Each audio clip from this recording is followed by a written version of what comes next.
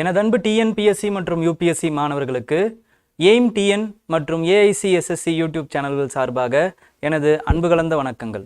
நான் உங்கள் கிஷோர் குமார். இந்த வார கரண்ட் அஃபேர்ஸோடு வந்திருக்கேன். இந்த வார கரண்ட் அஃபேர்ஸில் ஃபஸ்ட்டு தமிழ்நாடு சம்மந்தப்பட்ட கரண்ட் அஃபேர்ஸை பார்த்துருவோம்.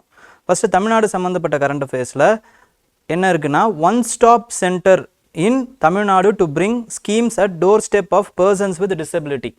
அதாவது வந்து மாற்றுத்திறனாளிகளுக்கு நம்ம என்ன பண்ணுறோம் அப்படின்னா, டீசென்ட்ரலைஸ் பண்ணுறோம். அவங்களுக்கு தேவையான வசதிகளை அவங்களுடைய வீடுகளுக்கே, அதாவது வீடுகள்னு சொல்ல முடியாது, அவங்களோட டிஸ்ட்ரிக்ஸுக்கே ஹெட் குவார்ட்டர்ஸ்க்கே கொண்டு வந்து சேர்க்குறோம். ஓகேங்களா? இப்போ ஏதாவது ஒரு பிரச்சனைனா அவங்க ரொம்ப நேரம் கழித்து தான் சென்னை போன்ற நகரங்களுக்கு வந்து அவங்களுடைய சேவைகளை பெற வேண்டியதாக இருக்குது. இதுக்கு பதில் என்ன பண்ணுறாங்க அப்படின்னு பார்த்தீங்கன்னா, அவங்களுக்கு ஒரு மறுவாழ்வு அளிக்கிற மாதிரி ரீஹாபிலிட்டேஷன் சென்டர்ஸ் மாதிரி அங்கங்கே 39 இடத்துல வந்து 39 இடங்களில் வந்து இதை பண்ண போகிறாங்க. இது எதன் மூலமாக பண்ண போகிறாங்க அப்படின்னு பார்த்தீங்கன்னா, வேர்ல்டு பேங்கோட துணையோட அவங்க வந்து பண்ண போகிறாங்க. இந்த ஸ்கீம் பேர் என்ன அப்படின்னு பார்த்தீங்கன்னா, ரைட்ஸ் அப்படின்னு அந்த பேர் வச்சுருக்காங்க. RIGHTS. ஓகேங்களா? ரைட்ஸ், கேப்ஸில் ரைட்ஸ் அப்படிங்கிற அந்த ஸ்கீம் தான்.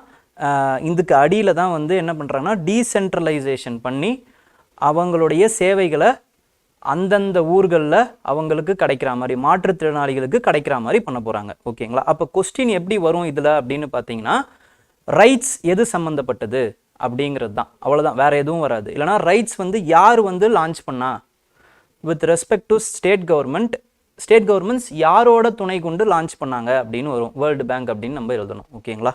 Under which project R the one stop centres being established. எந்த திட்டத்தின் கீழ் ஒன் ஸ்டாப் மையங்கள் நிறுவப்பட்டன அப்படின்னு மட்டும் மொட்டையாக கேட்க மாட்டாங்க. ஒன் ஸ்டாப் ஸ்கீம்ஸ் மாற்றுத்திறனாளிகளுக்காக எந்த இடத்தில் நிறுவப்பட்டது, இந்த மாதிரி கொஞ்சம் எக்ஸ்பேண்ட் பண்ணி தான் கேட்பாங்க. ஓகேங்களா? ஸோ அது என்ன ஸ்கீம் அப்படின்னு பார்த்தீங்கன்னா, rights project. Okay, rights project. Next வந்து என்ன நியூஸ் அப்படின்னு பார்த்தீங்கன்னா, state policy for womens to seek better break the gender stereotypes and encourage them to political participation. பெண்களுடைய அரசியல் பங்கேற்பை வந்து உறுதிப்படுத்தும் விதமாக வந்து என்ன பண்ண போகிறாங்க அப்படின்னு பார்த்தீங்கன்னா, அது மட்டும் இல்லை, பெண்கள்னாலே இப்படி தான் அப்படிங்கிற அந்த ஒரு பொது புத்தி இருக்கும் பார்த்தீங்களா, அந்த பொது புத்தியை உடைக்கணும். அப்புறமா வந்து அவங்களுடைய அரசியல் நுழைவை வந்து நம்ம எளிமையாக்கணும் அப்படிங்கிறதுக்காக ஒரு உமன் பாலிசி வந்து தமிழ்நாடு ஸ்டேட் கவர்மெண்ட் விட்டுருக்காங்க. ஓகேங்களா? இந்த உமன் பாலிசி வந்து எவ்வளோ வருஷத்துக்கு அப்படின்னு பார்த்தீங்கன்னா, நெக்ஸ்ட் 10 இயர்ஸுக்கு இந்த பாலிசி மூலமாக நம்ம வந்து சில விஷயங்களை செய்ய போகிறோம் அப்படின்னு சொல்லியிருக்காங்க. அது என்னென்ன விஷயங்கள் அப்படின்னு பார்த்தீங்கன்னா, பெண்களுக்கு அவங்களுக்கு தேவையான அவங்களுடைய வாழ்வியல் சார்ந்து அவங்க வந்து ஹார்மோனியஸாக ஒரு நல்ல ஒரு சஸ்டைனபிளான ஒரு எதிர்காலத்தை நோக்கி அவங்க பயணிக்கணும் அப்படிங்கிறது தான் வந்து இம்பார்ட்டண்ட்டான நோக்கமாக இருக்குது. அது மட்டும் இல்லாமல் என்ன அப்படின்னு பார்த்தீங்கன்னா, அவங்களுக்கு எஜுகேஷன் கொடுக்கணும், அவங்களுக்கு பெண்கள் சார்ந்த சூழ்நிலையில் இருக்கிற அவேர்னஸை வந்து இன்க்ரீஸ் பண்ணணும், அதுக்கப்புறமா வந்து அவங்களுக்கு வந்து திறன் மேம்பாடு, ஸ்கில் டெவலப்மெண்ட் கொடுக்கணும். இப்படிங்கிற இந்த விஷயங்களை நோக்கி வந்து என்ன பண்ணுறாங்கன்னா, இந்த பாலிசியை வடிவமைச்சிருக்காங்க. இப்போ இதனால் என்ன ஆகும் அப்படின்னு பார்த்தீங்கன்னா, பெண்கள் தங்களுடைய முழு பொட்டன்ஷியலை வந்து அடைவாங்க, திறன்களை அடைவாங்க. அப்போ ஹியூமன் கேபிட்டல் வளரும் போது அவங்க இந்த மக்களுக்காகவும் இந்த எக்கனாமிக்காகவும் பங்களிப்பை நிறைய செலுத்துவாங்க. அப்படிங்கிறதுல வந்து இவங்க வந்து இம்பார்ட்டண்ட்டாக இருக்கிறாங்க. ஓகேங்களா? ஸ்டேட் கவர்மெண்ட் வந்து ஒரு தெளிவோடு இருக்கிறாங்க. இந்த மாதிரியெல்லாம் பண்ணோன்னா பெண்களுடைய முன்னேற்றம், அப்புறமா வந்து அவங்களுடைய participation in public life and private life increase ஆகும் அப்படிங்கிறதுல இருக்காங்க. இதில் வந்து 2 கமிட்டி இருக்குங்க, ரொம்ப இம்பார்ட்டன்ட். ஒன்று வந்து செலக்ட் கமிட்டி, இன்னொன்று வந்து டிஸ்ட்ரிக்ட் கமிட்டி. செலக்ட் கமிட்டியை யார் ஹெட் பண்ணுறா அப்படின்னு பார்த்தீங்கன்னா, சீஃப் செக்ரட்டரி அவங்க தான் வந்து ஹெட் பண்ணுறாங்க. அதுக்கப்புறம் டிஸ்ட்ரிக்ட் கமிட்டியை யார் ஹெட் பண்ணுறாங்க அப்படின்னு பார்த்தீங்கன்னா, டிஸ்ட்ரிக்ட் கமிட்டி ஹெட் பண்ணுறது வந்து அந்தந்த டிஸ்ட்ரிக்டோடைய கலெக்டர்ஸ் ஹெட் பண்ணுறாங்க. செலக்ட் கமிட்டி ஒவ்வொரு 6 மாதத்துக்கும் ஒரு வாட்டி கூடி இது கரெக்டான கோர்ஸில் தான் போய்கிட்டு இருக்கா, இந்த பாலிசியை நம்ம கரெக்டாக தான் இம்ப்ளிமெண்ட் பண்ணுறோமா அப்படின்னு வந்து பார்க்குறாங்க. டிஸ்ட்ரிக்ட் கமிட்டி என்ன பண்ணுவாங்கன்னா, மந்த்லி ஒன்ஸ் வந்து கூடுவாங்க. ஓகேங்களா? ஒன்ஸ் இன் 2 months, அதாவது வந்து 2 மாதத்துக்கு ஒரு வாட்டி கூடுறாங்க. ஓகேங்களா? மந்த்லி ஒன்ஸ் இல்லை, 2 மாதத்துக்கு ஒரு வாட்டி கூடுறாங்க. அதுக்கப்புறம் ஒவ்வொரு 5 வருஷத்துக்கும் ஒரு வாட்டி வந்து இதை வந்து இந்த பாலிசியை வந்து என்ன பண்ணுறாங்க அப்படின்னு பார்த்தீங்கன்னா, ரிவைவ் பண்ணுறாங்க. இந்த பாலிசியை வந்து ஒவ்வொரு 5 வருஷத்துக்கும் ஒரு வாட்டி ரிவைவ் பண்ணுவாங்க. ஓகேங்களா? அப்போது 10 வருஷம் சொல்லியிருக்காங்க, 2 வாட்டி ரிவைவ் பண்ணுவாங்க. ஓகேங்களா? நெக்ஸ்ட் வந்து பில் வந்து சட்டமன்றத்தில், நம்மளோட சட்டமன்றத்தில் ஒரு பில்லை வந்து கொடுத்துருக்காங்க. அந்த பில் என்ன ஆகுது அப்படின்னு பார்த்தீங்கன்னா, it clips the power to refuse permission to the factories. ஓகேங்களா, நம்மளுடைய ஈஸ் ஆஃப் டூயிங் பிஸ்னஸை வந்து இன்க்ரீஸ் பண்ணணும் அப்படிங்கிறதுக்காக. ஈஸ் ஆஃப் டூயிங் பிஸ்னஸ் அப்படின்னா என்னென்னா, ஒரு இடத்துல வந்து ஈஸியாக பிஸ்னஸை வந்து ஸ்டார்ட் பண்ணக்கூடிய சூழ்நிலைகளை வந்து ஏதுவாக்குறது. ஓகேங்களா, அந்த இண்டஸ்ட்ரிக்கு ஏற்ற மாதிரி ஏதுவாக்குறது. ஓகேங்களா, இப்போ இந்த இதில் பொறுத்த வரைக்கும் என்ன அப்படின்னு பார்த்தீங்கன்னா, இந்த லோக்கல் பாடிஸ் இருக்காங்க பார்த்தீங்களா, இப்போ பஞ்சாயத்து, முனிசிபாலிட்டிஸ், இவங்களுக்கு வந்து ஒரு பவர் கொடுக்கப்பட்டிருக்கு. என்ன பவர் அப்படின்னா, தங்களுடைய நிலங்களில் இது ஃபேக்ட்ரிஸை வந்து கட்டலாமா வேணாமா அப்படிங்கிற அந்த ரெஃப்யூசிங் பவர், இல்லைனா வந்து பர்மிஷன் கொடுக்குற பவர் வந்து அந்த லோக்கல் பாடிஸுக்கு வந்து வழங்கப்பட்டிருக்கு. அது எது மூலமாக அப்படின்னு பார்த்தீங்கன்னா, இந்த பஞ்சாயத்து யூனியன் கவுன்சில் ஃபார்ம் பண்ணி வழங்கப்பட்டிருக்கு. ஓகேங்களா, இப்போ இதை என்ன பண்ணுறாங்க அப்படின்னு பார்த்தீங்கன்னா, இந்த பவரை வந்து அவங்க ரீப்ளேஸ் பண்ணி இதுக்கு பதில் இன்ஸ்பெக்டரை வந்து போடுறாங்க, ஒரு அத்தாரிட்டியை வந்து போடுறாங்க. இவங்க தான், இந்த இன்ஸ்பெக்டர் தான் இனிமேல் என்ன பண்ணுவார், இந்த பில்லு வந்து நடைமுறைக்கு வந்துடுச்சு, கவர்னர் வந்து சைன் போட்டுட்டாருன்னா இதுதான் நடக்கும். என்னென்னா, renewal of the licences, permissions, இது எல்லாமே இனிமேல் அந்த இன்ஸ்பெக்டர் தான் கொடுப்பாரு அப்படிங்கிறத சொல்லியிருக்காங்க. ஓகேங்களா, நெக்ஸ்ட் வந்து நேஷனல் சம்மந்தப்பட்ட நியூஸ். நேஷனல் சம்மந்தப்பட்ட நியூஸில் போட்டித் தேர்வுகள் முறைகேட்டை தடுக்க மசோதா மக்களவையில் தாக்கல். மக்களவை அப்படிங்கிறது என்னன்னா லோக்சபா. லோக்சபாவில் வந்து போட்டித் தேர்வுகள் நிறைய நடக்குதுங்க. ஓகேங்களா, டிஎன்பிசி மாதிரி, யூபிஎஸ்சி மாதிரி அந்தந்த ஒவ்வொரு ஸ்டேட்ஸுக்கும் பார்த்தீங்க அப்படின்னா ஒவ்வொரு போட்டித் தேர்வுகள் நடக்கும். அந்தந்த போட்டித் தேர்வு கமிஷன் வந்து அந்தந்த ஸ்டேட்ஸ் இது வைக்கிறாங்க. இது மட்டும் இல்லாமல் எஸ்எஸ்சி வைக்கிறாங்க, அதுக்கப்புறம் ஐபிபிஎஸ் பேங்கிங்க்கு வைக்கிறாங்க. அது மட்டும் இல்லாமல் சில தற்காலிக போட்டித் தேர்வுகளும் நடக்குது, அப்பப்போ நடக்குது. இதிலெல்லாம் என்ன ஆகுது அப்படின்னு பார்த்தீங்கன்னா, நிறைய வாட்டி முறைகேடுகள் நடக்குது. முறைகேடுகள் எப்படி நடக்குது அப்படின்னு பார்த்தீங்கன்னா, சில நேரங்களில் வந்து கொஸ்டின் பேப்பர் லீக் ஆகிடுது, அதுக்கப்புறம் சில நேரத்தில் வந்து ஆன்சர் கீ லீக் ஆகிடுது, அதுக்கப்புறமா வந்து சில நேரத்தில் என்ன ஆகுது அப்படின்னு பார்த்தீங்கன்னா, காசு வாங்கிட்டு ஒரு கரெக்டான நபருக்கு பதில் தப்பான நபரை வந்து சேர்த்து விட்டுறாங்க. அதுக்கப்புறமா வந்து என்ன பண்ணிடுறாங்க அப்படின்னு பார்த்தீங்கன்னா, இன்டர்வியூவில் அவருக்கு வந்து கொஞ்சம் அதிகமான மார்க்குகள் கொடுத்துட்றாங்க. இந்த மாதிரி பல விஷயங்கள் வந்து இந்த போட்டித் தேர்வுகளால் நடக்குது. இதனால் யார் பாதிக்கப்படுறா அப்படின்னு பார்த்தீங்கன்னா, ஏழை மக்கள். அது மட்டும் இல்லாமல் அவங்களால இன்னும் ஒரு நல்லா படிக்கிற மாணவர்கள் வந்து பாதிக்கப்படுறாங்க இந்த மாதிரியான விஷயங்கள்னால. இப்போ இதெல்லாம் தடுக்கணும் அப்படின்னா என்ன பண்ணணும், சட்டங்கள் வந்து ஸ்ட்ராங் ஆகணும். அந்த சட்டங்கள் எப்படி ஸ்ட்ராங் ஆகும்னா, இப்போ இந்த சட்டத்தின் மூலமாக வந்து ஸ்ட்ராங் ஆகும் அப்படிங்கிறத கவர்மெண்ட் நம்புகிறாங்க. ஓகேங்களா, இது என்ன பண்ணுறாங்க அப்படின்னா, ஒரு 14 விஷயங்கள் சொல்கிறாங்கங்க, ஒரு 14 விஷயம்.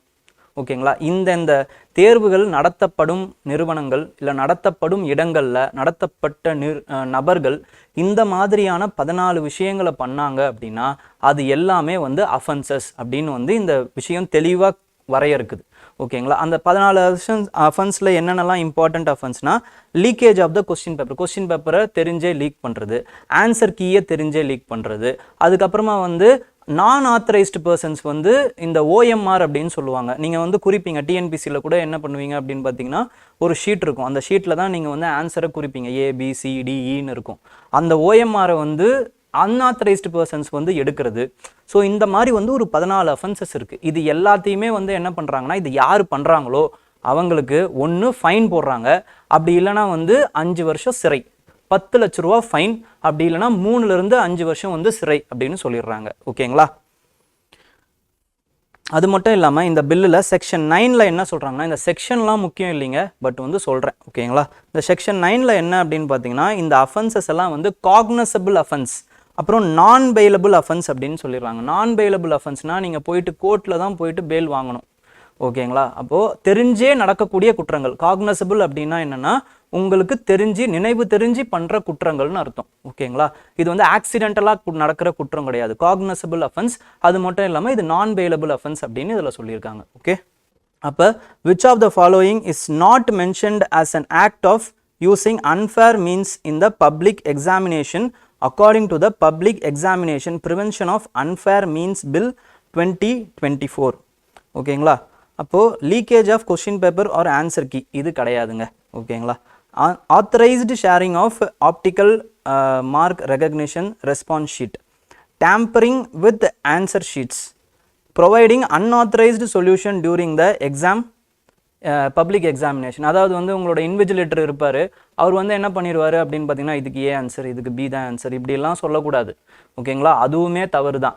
அதுக்கப்புறமா வந்து என்ன அப்படின்னு பார்த்தீங்கன்னா, டேம்பரிங் வித் ஆன்சர் ஷீட்ஸ் அதுவுமே பண்ணக்கூடாது. ஓகேங்களா, அதாவது வந்து எழுதுறது, இல்லைனா வந்து காசை வந்து அதோட பின் பண்ணி கொடுக்கறது. மெயின்ஸ்லலாம் நிறைய வாட்டி நடக்கும் இது. ஓகேங்களா? ஐயா நான் ஏழை, என்னை எப்படியாச்சும் பாஸ் பண்ணி விட்டுருங்க, இப்படிலாம் நிறைய பேர் எழுதுவாங்க. இந்த மாதிரிலாம் எழுதக்கூடாது. எழுதுறவங்களுக்கு அதுக்கு தண்டனை இருக்குது. ஓகேங்களா? இல்லைனா காசை என்ன பண்ணிடுவாங்கன்னா பின் பண்ணி அமுச்சு விட்ருவாங்க. அதெல்லாம் செய்யக்கூடாது. அப்போ ஆத்தரைஸ்டு ஷேரிங் இது பண்ணலாம். ஆத்தரைஸ்ட் பர்சனாலிட்டிஸ் பண்ணலாம், நான் ஆத்தரைஸ்டு தான் பண்ணக்கூடாது. ஓகேங்களா? Authorised sharing of optical mark recognition response sheet இது செய்யலாம். இதில் வந்து இது அஃபென்ஸ் கிடையாது. ஓகேங்களா? நெக்ஸ்ட் வந்து law panel suggest heavy fine new laws to tackle the damage of property. இப்போது இந்த இது என்னன்னு பார்த்தீங்கன்னா, லா பேனல் வந்து முன்னாள் உயர் நீதிமன்ற நீதிபதி, கர்நாடகாவில் இருக்கிற உயர் நீதிமன்ற நீதிபதி என்ன பண்ணுற, அவரோட பேர் என்ன அப்படின்னு பார்த்தீங்கன்னா ரித்துராஜ் அஸ்வதி. ஓகேங்களா? இவரோட தலைமையில் வந்து ஒரு சட்டக்குழு அமைச்சிருக்காங்கங்க. அவங்க எதுக்காக அமைச்சிருக்காங்க அப்படின்னு பார்த்தீங்கன்னா, ஒரு போராட்டம் நடக்குதுன்னு வச்சுக்கோங்களேன். இந்த போராட்டம் அப்படிங்கிறது டெமோக்ரஸியில் ஒரு அங்கம். நம்ம இப்போ டெமோக்ரஸியில் மக்கள் ஆட்சியில் இருக்கிறோம், ஜனநாயகத்தில் இருக்கிறோம்னா ரைட் டு டிசென்ட், அதாவது இந்த எனக்கு பிடிக்கலன்னு சொல்கிறதுக்கு நமக்கு வந்து முழு உரிமை இருக்குது, நம்மளோட அடிப்படை உரிமையும் கூடாது. ஆனால் என்ன பிரச்சனை அப்படின்னு பார்த்தீங்கன்னா, இதை மற்றவங்களுக்கு தொந்தரவு இல்லாமல் நம்ம செய்யணும், இல்லைனா பொது சொத்துக்கு பாதகம் இல்லாத வகையில் நம்ம செய்யணும். இது ரெண்டுமே நம்மளால பண்ணல. இப்போ ஒரு பிரச்சனைன்னு வரும் பொழுது நம்ம என்ன பண்ணுறோன்னா, நம்மளுடைய பொது சொத்துக்களை வந்து நம்ம வந்து சேதம் பண்ணுறோன்னு வச்சுக்கோங்களேன். அது வந்து தவறான ஒரு செயல். ஓகேங்களா? இந்த தவறான செயலை எப்படி வந்து ஈடுகட்டுறது, இதை எப்படி தடுத்து நிறுத்துறது, ஃபியூச்சர் போராட்டங்களில் எப்படி தடுத்து நிறுத்துறது அப்படிங்கிறதுக்கு தான் இந்த 22nd லா கமிஷனை அறிவிச்சிருக்காங்க. ஓகேங்களா? அதில் என்ன சொல்கிறாங்க அப்படின்னு பார்த்தீங்கன்னா, இந்த மாதிரியான ஆட்களுடைய அந்த பெயில், அவங்களுக்கு பெயில் கொடுக்கணும் அப்படின்னா எவ்வளவு டேமேஜ் பண்ணியிருக்காங்களோ அந்த டேமேஜை வந்து இழப்பீடாக நீங்கள் கட்டினதுக்கு அப்புறமா தான் உங்களுக்கு பெயிலே தரப்படும் அப்படிங்கிறத சொல்கிறாங்க. அது மட்டும் இல்லாமல் இதுக்கு முன்னாடி டேமேஜ் பண்ணவங்க தான் வந்து இவங்க டேமேஜ் பண்ணியிருக்காங்க அப்படிங்கிறத போலீஸ் வந்து நிரூபிக்கணும். இப்போ வந்து என்ன அப்படின்னு பார்த்தீங்கன்னா, இது அப்படியே ரிவர்ஸ், நான் டேமேஜ் பண்ணலன்னு ஒருத்தர் நிரூபிக்கணும். ஓகேங்களா? இப்போ இந்த மாதிரி கடுமையான சட்டங்கள் மூலமாக என்ன ஆகும்னா, இந்த பொது சொத்துக்கு பாதகம் விளைவிக்கிறது வந்து தவிர்க்கப்படும் அப்படிங்கிறத நினைக்கிறாங்க. இது மட்டும் இல்லாமல் கிரிமினல் டிஃபமேஷன்ற வழக்கு போடுவாங்க. இப்போ யாராவது ஒருத்தர் வந்து ஏதாவது தப்பாக பேசிட்டாங்க அப்படின்னா அவரை எதிர்த்து என்ன பண்ணுவாங்க அப்படின்னு பார்த்தீங்கன்னா, டிஃபமேஷன் கேஸ் போடுவாங்க. ஓகேங்களா? என்னுடைய ரெப்புடேஷன், என்னுடைய அந்த பேருக்கு களங்கம் விளைவிக்கிற மாதிரியான செயல்களை வந்து இவர் எனக்கு செஞ்சிட்டாரு அப்படின்னு வந்து டிஃபமேஷன் கேஸ் வந்து போடுவாங்க, கிரிமினல் டிஃபமேஷன். இது தேவையா தேவையில்லையா அப்படின்னும் இந்த லா கமிஷன் சொல்லியிருக்கு. என்ன சொல்லியிருக்குன்னா, இது தேவைதான். இதை எதை மேற்கோள் காட்டி சொல்லியிருக்கு அப்படின்னு பார்த்தீங்கன்னா, சுப்பிரமணிய சுவாமி வெர்சஸ் யூனியன் ஆஃப் இந்தியா அந்த கேஸை மேற்கோள் காட்டி ரைட் டு ரெப்புடேஷன் அப்படிங்கிறது நம்மளுடைய ஒரு அடிப்படை உரிமையில் ஒன்று. இதில் பார்த்தீங்க அப்படின்னா வந்து சில ரீசனபிள் ரெஸ்ட்ரிக்ஷன்ஸ் வந்து கொடுத்துருக்காங்க. ஆர்டிகல் 19ல் ரைட் டு ஸ்பீச் அண்ட் எக்ஸ்பிரஷனில் இது கான்ஸ்டிடியூஷனே, நம்மளுடைய அரசியலமைப்பு சட்டமே என்ன சொல்லியிருக்கு அப்படின்னு பார்த்தீங்கன்னா, சில விஷயங்கள் வந்து அது நீங்கள் பேசலாம், ஆனால் வந்து பேசுறது வந்து எதுக்குள்ளே இருக்கணும்னு பார்த்தீங்கன்னா ஒரு 9 வரையறைக்குள்ளே இருக்கணும் அப்படிங்கிறத சொல்லியிருக்கு. ரீசனபிள் ரெஸ்ட்ரிக்ஷன்ஸ்குள்ளே தான் நீங்கள் பேசணும். ஓகேங்களா? அப்போது அதில் ரைட் டு ரெப்புடேஷனும் வரும் அப்படின்றத சொல்கிறாங்க. இது மட்டும் இல்லாமல் ஆர்டிகல் 21 என்ன சொல்லுது அப்படின்னு பார்த்தீங்கன்னா, ரைட் டு லைஃப் வித் டிக்னிட்டின்னு சொல்லுது. இந்த டிக்னிட்டி ரெப்புடேஷன் இருந்தால் தான் வரும் அப்படிங்கிறத வந்து சுப்ரீம் கோர்ட் சொல்கிறாங்க. ஓகேங்களா? அப்போ ஆர்டிகல் 21, ஆர்டிகல் 19 இது ரெண்டுமே வந்து நம்மளுடைய ரைட் டு ரெப்புடேஷனை வந்து பாதுகாக்குது. அப்போ ரைட் டு ரெப்புடேஷன் வந்து இருக்கணும், அது கிரிமினல் டிஃபமேஷன் வந்து இருக்கணும் அப்படிங்கிறத சொல்கிறாங்க. ஓகேங்களா? நெக்ஸ்ட் வந்து Manipur's age old Subika painting and an assistant professor struggle to save the art form. இப்போ இதிலிருந்து என்ன கேட்பாங்க அப்படின்னு பார்த்தீங்கன்னா, மணிப்பூர் இப்போ மேட்ச் த ஃபாலோவிங்கில் தான் கேட்பாங்க. இதை யூபிஎஸ்சியில் முக்கியமாக கேட்குறதுக்கு நிறைய வாய்ப்புகள் இருக்குங்க. அதாவது வந்து Manipur Subika painting art and culture இதில் கேட்குறதுக்கு வாய்ப்பு இருக்குது. இல்லை குரூப் 1 டிஎன்பிஎஸ்சியில் கேட்குறதுக்கு நிறைய வாய்ப்புகள் இருக்குது இந்த மாதிரியான கொஸ்டின்ஸ். ஓகேங்களா? அப்போ ஷுபிகா அப்படிங்கிறது என்னன்னு பார்த்தீங்கன்னா, மணிப்பூருடைய ஒரு ஆர்ட் ஃபார்ம். ஓகேங்களா? அதுக்கப்புறம் இந்த ஷுபிகா எது அப்படின்னு பார்த்தீங்கன்னா, இதை எந்த கம்யூனிட்டி வந்து இது பண்ணுதுன்னா, மைத்தி கம்யூனிட்டியோடைய ஒரு நெடுங்காலமான ஒரு ஃபார்மாக இருக்குது. ஓகேங்களா, ஆர்ட் அண்ட் கல்ச்சர் ஃபார்மாக இருக்குது. மெய்த்தி கம்யூனிட்டிஸ், இப்போ மணிப்பூரில் மெய்த்தி வெர்சஸ் குக்கி கம்யூனிட்டிக்கு தான் வந்து 2 பேருக்கும் கலவரங்கள் ஓடிக்கிட்டு இருக்கு. அதனால இந்த மெய்த்தி சம்மந்தப்பட்ட விஷயங்கள் கரண்ட் அஃபேர்ஸில் வந்தால் இதை கரெக்டாக படிச்சுக்கிறது நமக்கு நல்லது. ஓகேங்களா. What is the primary cultural significance of Subika painting? என்ன primary cultural significance? They are a modern art form developed in 21st century. They represent the Meithei community cultural heritage through ancient manuscripts. They are primarily used for decorative purposes in the contemporary homes. They signify the economic prosperity in the Manipur. அப்படிங்கிறாங்க. Answer வந்து B தாங்க, Meitei community தான் answer. ஓகேங்களா. இப்போ என்னன்னு பார்த்தீங்கன்னா, நம்மளுடைய பாராளுமன்ற அந்த 17வது லோக்சபா வந்து டிசால்வ் ஆக போகுதுங்க. டிசால்வ் ஆகிற நிலமையில இருக்குது. ஏன்னா வந்து 5 வருஷம் ஆகிப்போச்சு, கூடி 5 வருஷம் ஆகிப்போச்சு. 2019 எலெக்ஷன் வந்தது. எலெக்ஷன் வந்து 17வது லோக்சபா கூடி இப்போ 2023 இப்போ அடுத்த எலெக்ஷன் வரப்போகிற இயராக இருக்குது. ஓகேங்களா. இப்போ இந்த 17வது லோக்சபா இந்த பர்ஃபார்மன்ஸ் எப்படி இருக்குது அப்படிங்கிறத வந்து இந்த ஆர்டிக்கல் ஃபுல்லாக சொல்லியிருந்தாங்க. இதோட ஹைலைட்டட் பாயிண்ட்ஸை தான் நம்ம எடுத்துகிட்டு வந்திருக்கோம். ஓகேங்களா. அப்போ இது எதுக்கு யூஸ் ஆகும் அப்படின்னு பார்த்தீங்கன்னா, இது உங்களோட பிலிமினரிக்கு எதுக்கும் பெருசாக யூஸ் ஆகாது, ஆனால் மெயின்ஸுக்கு ரொம்பவே யூஸ் ஆகும். ஆனால் சில பாயிண்ட்ஸ் இதில் கொடுத்துருக்கிறது பிலிம்ஸுக்கும் யூஸ் ஆகும். ஓகேங்களா. யூபிஎஸ்சி மாணவர்களுக்கும் சரி, டிஎன்பிஎஸ்சி மாணவர்களுக்கும் சரி. என்னன்னு பார்த்தீங்கன்னா, உங்களோட பாலிட்டியில் இதை எப்படி போடலாம், எப்படியெல்லாம் எழுதலாம் அப்படிங்கிறத நீங்கள் யோசிக்கலாம். இப்போ ஃபார் எக்ஸாம்பிள், இப்போது ஒரு கொஸ்டின் வந்தது யூபிஎஸ்சியில். என்ன மாதிரியான கொஸ்டின் அப்படின்னு பார்த்தீங்கன்னா, சிங்கிள், அதாவது வந்து ப்ரைவேட் மெம்பர் இல்லைனா வந்து ஒரு மெம்பர் ஆஃப் பார்லிமெண்ட் டிபேட் இருக்குது பார்த்தீங்களா, அந்த டிபேட்டுடைய தரம் வந்து குறைஞ்சிக்கிட்டே இருக்குது, வருடம் வந்து குறைஞ்சிக்கிட்டே இருக்குது, இதோடைய காரணம் என்ன அப்படிங்கிற மாதிரி ஒரு கொஸ்டின் கேட்டிருந்தாங்க. 2014 கேட்டிருந்தாங்க. ஓகேங்களா. ஸோ இந்த மாதிரியான கொஸ்டின்களுக்கு கூட நீங்கள் என்ன பண்ணலான்னா, இந்த தரவுகளை வந்து நீங்கள் ஆன்சரில் யூஸ் பண்ணி ஆன்சராக எழுதுறதுக்கு நிறைய வாய்ப்புகள் இருக்குது. என்னென்ன தரவுகள் அப்படிங்கிறத பார்ப்போம். ஃபஸ்ட்டு என்ன இம்பார்ட்டண்ட்டான விஷயம்னு பார்த்தீங்கன்னா, ஃபஸ்ட்டு லோக்சபாவில், இது 17வது லோக்சபா இப்போ முடிய போகிறது. ஃபஸ்ட்டு லோக்சபாவில் பார்த்தீங்க அப்படின்னா, ஒரு சிட்டிங்க்கு, ஒரு செஷனுக்கு, அதாவது மொத்தம் 3 செஷன் நடக்குங்க. ஓகேங்களா. பட்ஜெட் செஷன், அப்புறம் மான்சூன் செஷன், அப்புறம் வின்டர் செஷன், இப்படின்னு ஒரு வருஷத்தில் 3 செஷன் நடக்கும். இந்த மாதிரி செஷன் நடக்கிறதுல ஒரு சிட்டிங்க்கு ஆவரேஜாக ஒரு செஷனில் ஃபஸ்ட்டு நடந்த லோக்சபாவில் 135 நாள் உட்காந்துருக்காங்க. ஆனால் இப்போ பார்த்தீங்க அப்படின்னா வந்து வெறும் 55 நாள் தான் உட்காந்துருக்காங்க. எப்படி அதோடைய தரம் குறைஞ்சிக்கிட்டே வருது பாருங்கள். ஓகேங்களா. ஃபஸ்ட்டு விஷயம். செகண்ட் என்ன அப்படின்னு பார்த்தீங்கன்னா, ஒரு பில்லை பாஸ் பண்ணுறதுக்கான அவகாசம் அப்படிங்கிறது வெறும் 1 மணி நேரத்தில் கிட்டத்தட்ட 35% பில்லை வந்து இவங்க பாஸ் பண்ணி முடிச்சிடுறாங்க. அதாவது வந்து ஒரு பில் அப்படிங்கிறது ஒரு 300-400 பக்க டாக்குமெண்ட். அந்த டாக்குமெண்ட்டை வந்து படித்து ஆர்டிக்கலாக இந்த ஆர்டிக்கல் வேணுமா, இது எதுக்கு வேணும், ஏன் வேணும், இப்படியெல்லாம் டிபேட் பண்ணி அதுக்கப்புறம் அந்த பில்லை பாஸ் பண்ணணும்.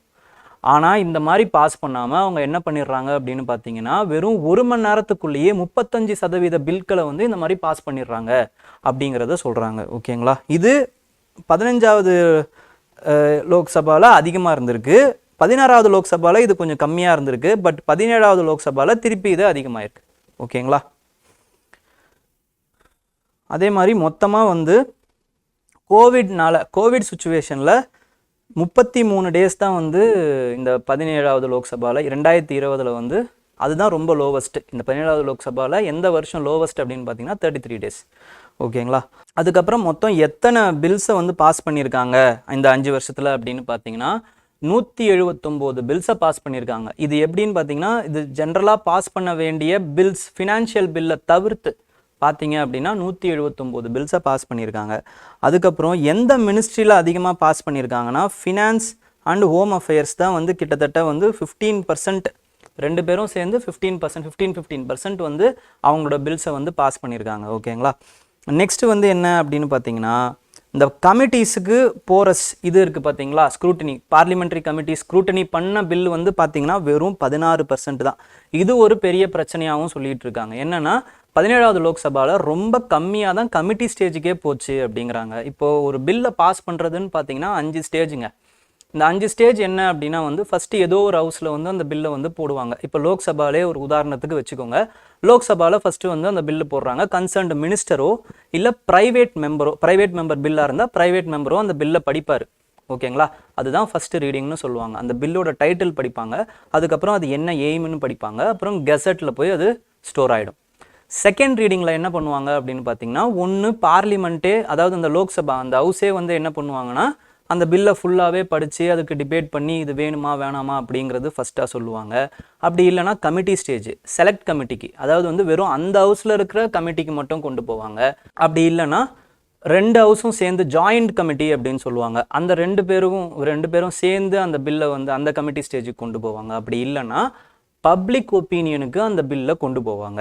இதுதான் வந்து என்ன அப்படின்னு பார்த்தீங்கன்னா செகண்ட் ஸ்டேஜ். அதுக்கப்புறமா வந்து இது வேணுமா வேணாமா அப்படிங்கிறது தான் வந்து தேர்ட் ஸ்டேஜ். ஓகேங்களா, இந்த பில்லு மொத்தமாக வேணுமா வேணாமா அப்படிங்கிறத முடிவு பண்ணி ஓட் பண்ணுவாங்க. ஓகேங்களா, இதுக்கப்புறம் ஃபோர்த்து ஸ்டேஜ் என்ன அப்படின்னு பார்த்தீங்கன்னா, இன்னொரு ஹவுஸுக்கு கொண்டு போவாங்க. இந்த இன்னொரு ஹவுஸுக்கு கொண்டு போகும்போதும் இந்த ஃபஸ்ட்டு செகண்ட் தேர்ட் ரீடிங் பண்ணுவாங்க. இது எல்லாத்தையும் பண்ணி முடிச்சுட்டு அவங்களுக்கு எல்லாம் ஓகேனா பாஸ் பண்ணதுக்கப்புறம் ஃபிஃப்த் ஸ்டேஜ் என்னென்னா பிரசிடெண்ட்டுக்கு கொண்டு போவாங்க. பிரசிடெண்ட் வந்து அசன்ட் போடுவார். அவருக்கு 3 இது இருக்குது. என்ன அப்படின்னு பார்த்தீங்கன்னா, ஒன்று பிரசிடெண்ட் வந்து சைன் போடலாம், இல்லைனா வந்து அதை அப்படியே வந்து எந்த ஒரு முடிவும் எடுக்காமல் பேக்கெட் வீட்டோ அப்படின்னு சொல்லுவாங்க, அதை யூஸ் பண்ணலாம். அப்படி இல்லைனா திருப்பி அனுப்பலாம். திருப்பி அனுப்ப முடியாத பில் எது அப்படின்னு பார்த்தீங்கன்னா, மணி பில்லை அவரால் திருப்பி அனுப்ப முடியாது. அதுக்கப்புறமா வந்து கான்ஸ்டிடியூஷனல் அமெண்ட்மெண்ட் பில் இருக்குது பார்த்தீங்களா, அரசியலமைப்பை வந்து மாற்றக்கூடிய மசோதாக்கள், இதை வந்து அவர் திருப்பி அனுப்ப முடியாது. அவருக்கு ஒரே ஒரு ஆப்ஷன் சைன் போடுற ஆப்ஷன் மட்டும்தான். மிச்சப்படி இந்த ஆர்டினரி பில்லாக இருக்கட்டும் இல்லை ஃபினான்ஷியல் பில் 1, 2 இருக்கட்டும், இதை அவரால் திருப்பி அனுப்ப முடியும். ஓகேங்களா, அப்போது இந்த மாதிரி கமிட்டி ஸ்டேஜுக்கு போன பில் அப்படின்னு பார்த்தீங்கன்னா 16% தான் அப்படிங்கிறத சொல்கிறாங்க. நெக்ஸ்ட்டு வந்து என்ன அப்படின்னா வந்து மொத்தமாக 729 ப்ரைவேட் மெம்பர் பில்ஸ் வந்து பார்த்தீங்க அப்படின்னா 17th லோக்சபாவில் வந்து இன்ட்ரடியூஸ் பண்ணப்பட்டிருக்கு. ஓகேங்களா, ஆனால் இதில் மொத்தம் 2 பில்லு தான் வந்து டிஸ்கஷனே வந்திருக்கு. மற்ற எதுக்குமே இவங்க டிஸ்கஷனை கூட எடுத்துக்கல. ஓகேங்களா, அதே மாதிரி இதுதான் வந்து கேள்வியாக கேட்குறதுக்கு வாய்ப்பு இருக்குது பிலிம்ஸில். இது வரைக்கும் 14 ப்ரைவேட் மெம்பர் பில்ஸ் தாங்க பாஸ் ஆகிருக்கு. ஓகேங்களா, 14 ப்ரைவேட் மெம்பர் பில்லு தான். அதுவுமே பார்த்தீங்க அப்படின்னா 1970க்கு முன்னாடி தான் அந்த 14 ப்ரைவேட் மெம்பர் பில்லும் பாஸ் ஆகிருக்கு. அதுக்கப்புறம் ஒரு ப்ரைவேட் மெம்பர் பில் கூட பாஸ் ஆனதே கிடையாது. ஓகேங்களா, நெக்ஸ்ட் வந்து பார்த்தீங்க அப்படின்னா வந்து ரைசின்ஹா ரைசின்ஹா அப்படிங்கிறது எங்கே இருக்குதுன்னு பார்த்தீங்கன்னா, அது ஒரு மலை குன்றுங்க. அந்த மலை குன்று வந்து டெல்லி ஹில்ஸில் இருக்குது. ஓகேங்களா, அதுதான் ரைசின்ஹா. அந்த ரைசின்ஹாவுக்கு மேலே நடக்கிறதுனால, அந்த இடத்துல நடக்கிறதுனால இதுக்கு பேர் வந்து ரைசின்ஹா டைலாக் அப்படின்னு சொல்லுவாங்க. ஓகேங்களா, இந்த ரைசின்ஹா டைலாக் இது வந்து 9வது எடிஷன். அது மட்டும் இல்லாமல் யார் இதுக்கு சீஃப் கெஸ்ட்டாக வந்திருக்காங்க அப்படின்னு பார்த்தீங்கன்னா, கிரீக்கோட பிரைம் மினிஸ்டர் தான் வந்து இதுக்கு வந்து சீஃப் கெஸ்ட்டாக வந்திருக்காரு. ஓகேங்களா, அப்போ இதோடைய எய்ம் என்ன, இதோட தீம் என்ன அப்படின்னு பார்த்தீங்கன்னா, சதுரங்கா, கான்ஃப்ளிக்ட், கான்டெக்ஸ்ட், கோஆப்ரேட், அப்புறமா வந்து கிரியேட், 4C. ஓகேங்களா, சதுரங்கா அப்படிங்கிறது வந்து செஸ் அப்படிங்கிறது தான் வந்து சதுரங்கா ஆட்டம் அப்படிங்கிறது நம்ம சொல்லுவோம். ஓகேங்களா, இந்த சதுரங்காவில் கான்ஃப்ளிக்ட், அப்புறமா வந்து கான்டெக்ஸ்ட், கோஆப்ரேட், கிரியேட், இதை நம்ம என்ன பண்ணலாம் அப்படின்னு பார்த்தீங்கன்னா, மெயின்ஸ் எழுதும்போது நம்ம இன்டர்நேஷ்னல் ரிலேஷன்ஸில் மெயின்ஸுக்கு நம்ம டாப்பிக்காக வந்து ஒவ்வொரு பைலேட்ரல் ரிலேஷன் கூட இருக்கிற அந்த கண்ட்ரீஸோடைய பைலேட்ரல் ரிலேஷன்ஸ் மெயின்ஸ் எழுதும்போது இந்த டாப்பிக்கை அப்படியே யூஸ் பண்ணலாம். ஒரு டாப்பிக்கில் கான்ஃப்ளிக்ட் என்ன இருக்குது, அதாவது வந்து ஒரு கண்ட்ரி கூட கான்ஃப்ளிக்ட் என்ன இருக்குது, அதுக்கப்புறமா வந்து கான்டெஸ்ட், 2 பேருக்கும் எதில் வந்து ஒரு நட்பு முரண் இருக்குது, அதுக்கப்புறமா வந்து கோஆப்ரேஷன், இது 2த்துலையும் எந்த ஏரியாஸில் கோஆப்ரேஷன் இருக்குது. ஃபார் எக்ஸாம்பிள் டிஃபென்ஸில் பொறுத்த வரைக்கும் ரஷ்யாவுக்கும் இந்தியாவுக்கும் ஒரு கோஆப்ரேஷன் இருக்குது, இந்தியாவுக்கும் யூஎஸ்க்கும் ஒரு கோஆப்ரேஷன் இருக்குது. ஓகேங்களா, அதே மாதிரி வந்து டெக்னாலஜியில் வந்து பார்த்திங்கன்னா இஸ்ரேலுக்கும் இந்தியாவுக்கும் ஒரு கோஆப்ரேஷன் இருக்குது. ஓகே, அதுக்கப்புறமா வந்து கிரியேட், என்னென்னலாம் வந்து ஜாயிண்ட்டாக கிரியேட் பண்ணியிருக்காங்க. ஓகேங்களா, அப்போ கான்ஃப்ளிக்ட் என்ன, கான்டெக்ஸ்ட் என்ன, அப்புறமா வந்து கோஆப்ரேஷன் என்ன, கிரியேட் என்ன, இப்படிங்கிற மாதிரி நீங்களே வந்து மெயின்ஸ் வந்து டாபிக் எழுதுறதுக்கு ரொம்ப யூஸ்ஃபுல்லாக இந்த மாதிரியான தீம்ஸ் எல்லாம் வச்சு யூஸ் பண்ணிக்கலாம். ஓகே, நெக்ஸ்ட் இதோடைய எய்ம் என்ன அப்படின்னு பார்த்தீங்கன்னா, ஜியோ பொலிட்டிக்கலாகவும் ஜியோ எக்கனாமிக் தான் வந்து இதோட எய்ம். ஓகேங்களா, புவிசார் அரசியல் மற்றும் புவிசார் பொருளாதாரம் இதை வந்து டிஸ்கஸ் பண்ணுறது தான் ஆல் குளோபல் லெவலில் இந்த வந்து இதை பற்றின டிஸ்கஸ் பண்ணுறது தான் வந்து இந்த ரைசின்ஹா டைலாக்குடைய நோக்கம். இதே மாதிரி ஒரு டைலாக் வந்து சிங்கப்பூரில் நடக்குங்க. அந்த சிங்கப்பூரில் நடக்கிறதுக்கு பேர் என்னன்னு பார்த்தீங்கன்னா ஷாங்க்ரி லா டைலாக் அப்படின்னு சொல்லுவாங்க. ஓகேங்களா, அந்த ஷாங்க்ரி லா அப்படிங்கிறது ஒரு ஹோட்டல், அந்த ஹோட்டலில் நடக்கும். Okay, next, what is the main purpose of the Raisina dialogue அப்படிங்கிறாங்க. To promote trade between India and EU, அதெல்லாம் கிடையாது. To discuss ancient civilization and their impact, அதெல்லாம் கிடையாது. To address the most challenges issues faced by the world in geopolitical and geoeconomics, இதுதாங்க answer. To exclusively enhance bilateral relation between the India and participating country, இதுவும் கிடையாது. ஓகேங்களா, ஆனால் இப்போ creek prime minister கலந்துட்டு இருக்காருல, அவர் வந்து என்ன சொல்லியிருக்காரு அப்படின்னு பார்த்தீங்கன்னா 2030 கிரீஸுக்கும் இந்தியாவுக்கும் இருக்கக்கூடிய அந்த பைலேட்ரல் ட்ரேடு இருக்குது பார்த்தீங்களா, அந்த பைலேட்ரல் ட்ரேடு வந்து நம்ம டபுள் ஆக்கணும் அப்படிங்கிறத சொல்லியிருக்காரு, ரெட்டிப்பாக்கணும் அப்படின்னு சொல்லியிருக்காரு. ஓகேங்களா, நெக்ஸ்ட் வந்து என்னன்னு பார்த்தீங்கன்னா சர்வதேச நியூஸுக்கு போயிடலாம். சர்வதேசத்தில் ஆஸ்திரேலியா என்ன பண்ணியிருக்காங்க அப்படின்னு பார்த்தீங்கன்னா ரைட் டு டிஸ்கனெக்ட் அப்படிங்கிற அந்த ஒரு ரைட்டை வந்து அவங்களுடைய எம்ப்ளாயர்ஸுக்கு கொடுத்துருக்காங்க. ஓகேங்களா, ப்ரைவேட்டாக வேலை செய்கிற அந்த எம்ப்ளாயர்ஸுக்கு ரைட் டு டிஸ்கனெக்ட் அப்படிங்கிற அந்த ஒரு ரைட்டை கொடுத்துருக்காங்க. இது என்ன ரைட்டு, இது எதுக்காக யூஸ் பண்ணுறாங்க அப்படிங்கிறத பார்ப்போம். இப்போ உங்களுக்கே எல்லாருக்குமே நல்லா தெரியும், இந்த பொருளாதாரம் இல்லைனா வந்து இந்த சூழல் அப்படிங்கிறது என்ன மாதிரியான சூழல்னு பார்த்தீங்கன்னா ஒரு டிஜிட்டல் மயமான சூழல். ஓகேங்களா, இந்த டிஜிட்டல் மயமான சூழலில் நம்மளால் எங்கேருந்து வேணாலும் ஒர்க் பண்ண முடியும், யாருக்கு வேணாலும் எப்போ வேணாலும் ரெஸ்பாண்ட் பண்ண முடியும் அப்படிங்கிற அந்த ஒரு சூழல் வந்துருச்சு. இப்போ என்னன்னு பார்த்தீங்கன்னா ஒரு ஃபிக்ஸ்டு டைம்னு ஒன்று இருக்கணுங்க. ஒரு வேலை அப்படின்னா ஒரு 9 to 5 இது வரைக்கும் நான் வேலை செய்கிறேன். அதுக்கப்புறம் என்னன்னு பார்த்தீங்கன்னா அவங்கவுங்களுடைய குடும்பத்துக்கு போய் குடும்பத்தோட டைம் ஸ்பெண்ட் பண்ணக்கூடிய அந்த ஒரு நிலைமை தான் நமக்கு எப்பயுமே இருந்திருக்கு பாஸ்டில். ஆனால் இப்போ ஒரு டிஜிட்டல் மயமானதுனால டக்குன்னு ஏதாவது ஒரு வேலைன்னா கூட ஒன்று ஃபோன் பண்ணிடுறாங்க, இல்லைனா ஸ்கைப்பில் வர சொல்கிறாங்க, ஜூம் கால்ஸில் வர சொல்கிறாங்க. அப்போது இந்த எம்ப்ளாயர்ஸால் என்ன பண்ண முடியல அப்படின்னு பார்த்தீங்கன்னா அவங்களுடைய ஒர்க் லைஃப் பேலன்ஸை வந்து அவங்களால வந்து காப்பாற்றிக்க முடியல. எந்நேரமும் வேலை செய்கிற மாதிரியே இருக்குது. அப்படி இல்லைனா இன்னொரு சூழ்நிலை பிகாஸ் ஆஃப் COVID-19 என்ன ஆச்சு அப்படின்னு பார்த்தீங்கன்னா அவங்க வீட்டிலேருந்தே வேலை செய்கிற மாதிரியான ஒரு சூழ்நிலை வந்துருச்சு. இப்போ என்ன இதனால் ப்ராப்ளம் சிக்கல் அப்படின்னா இவங்களுடைய வேலை நேரம் எதுன்னே அவங்களுக்கு தெரியாமல் போயிடுது.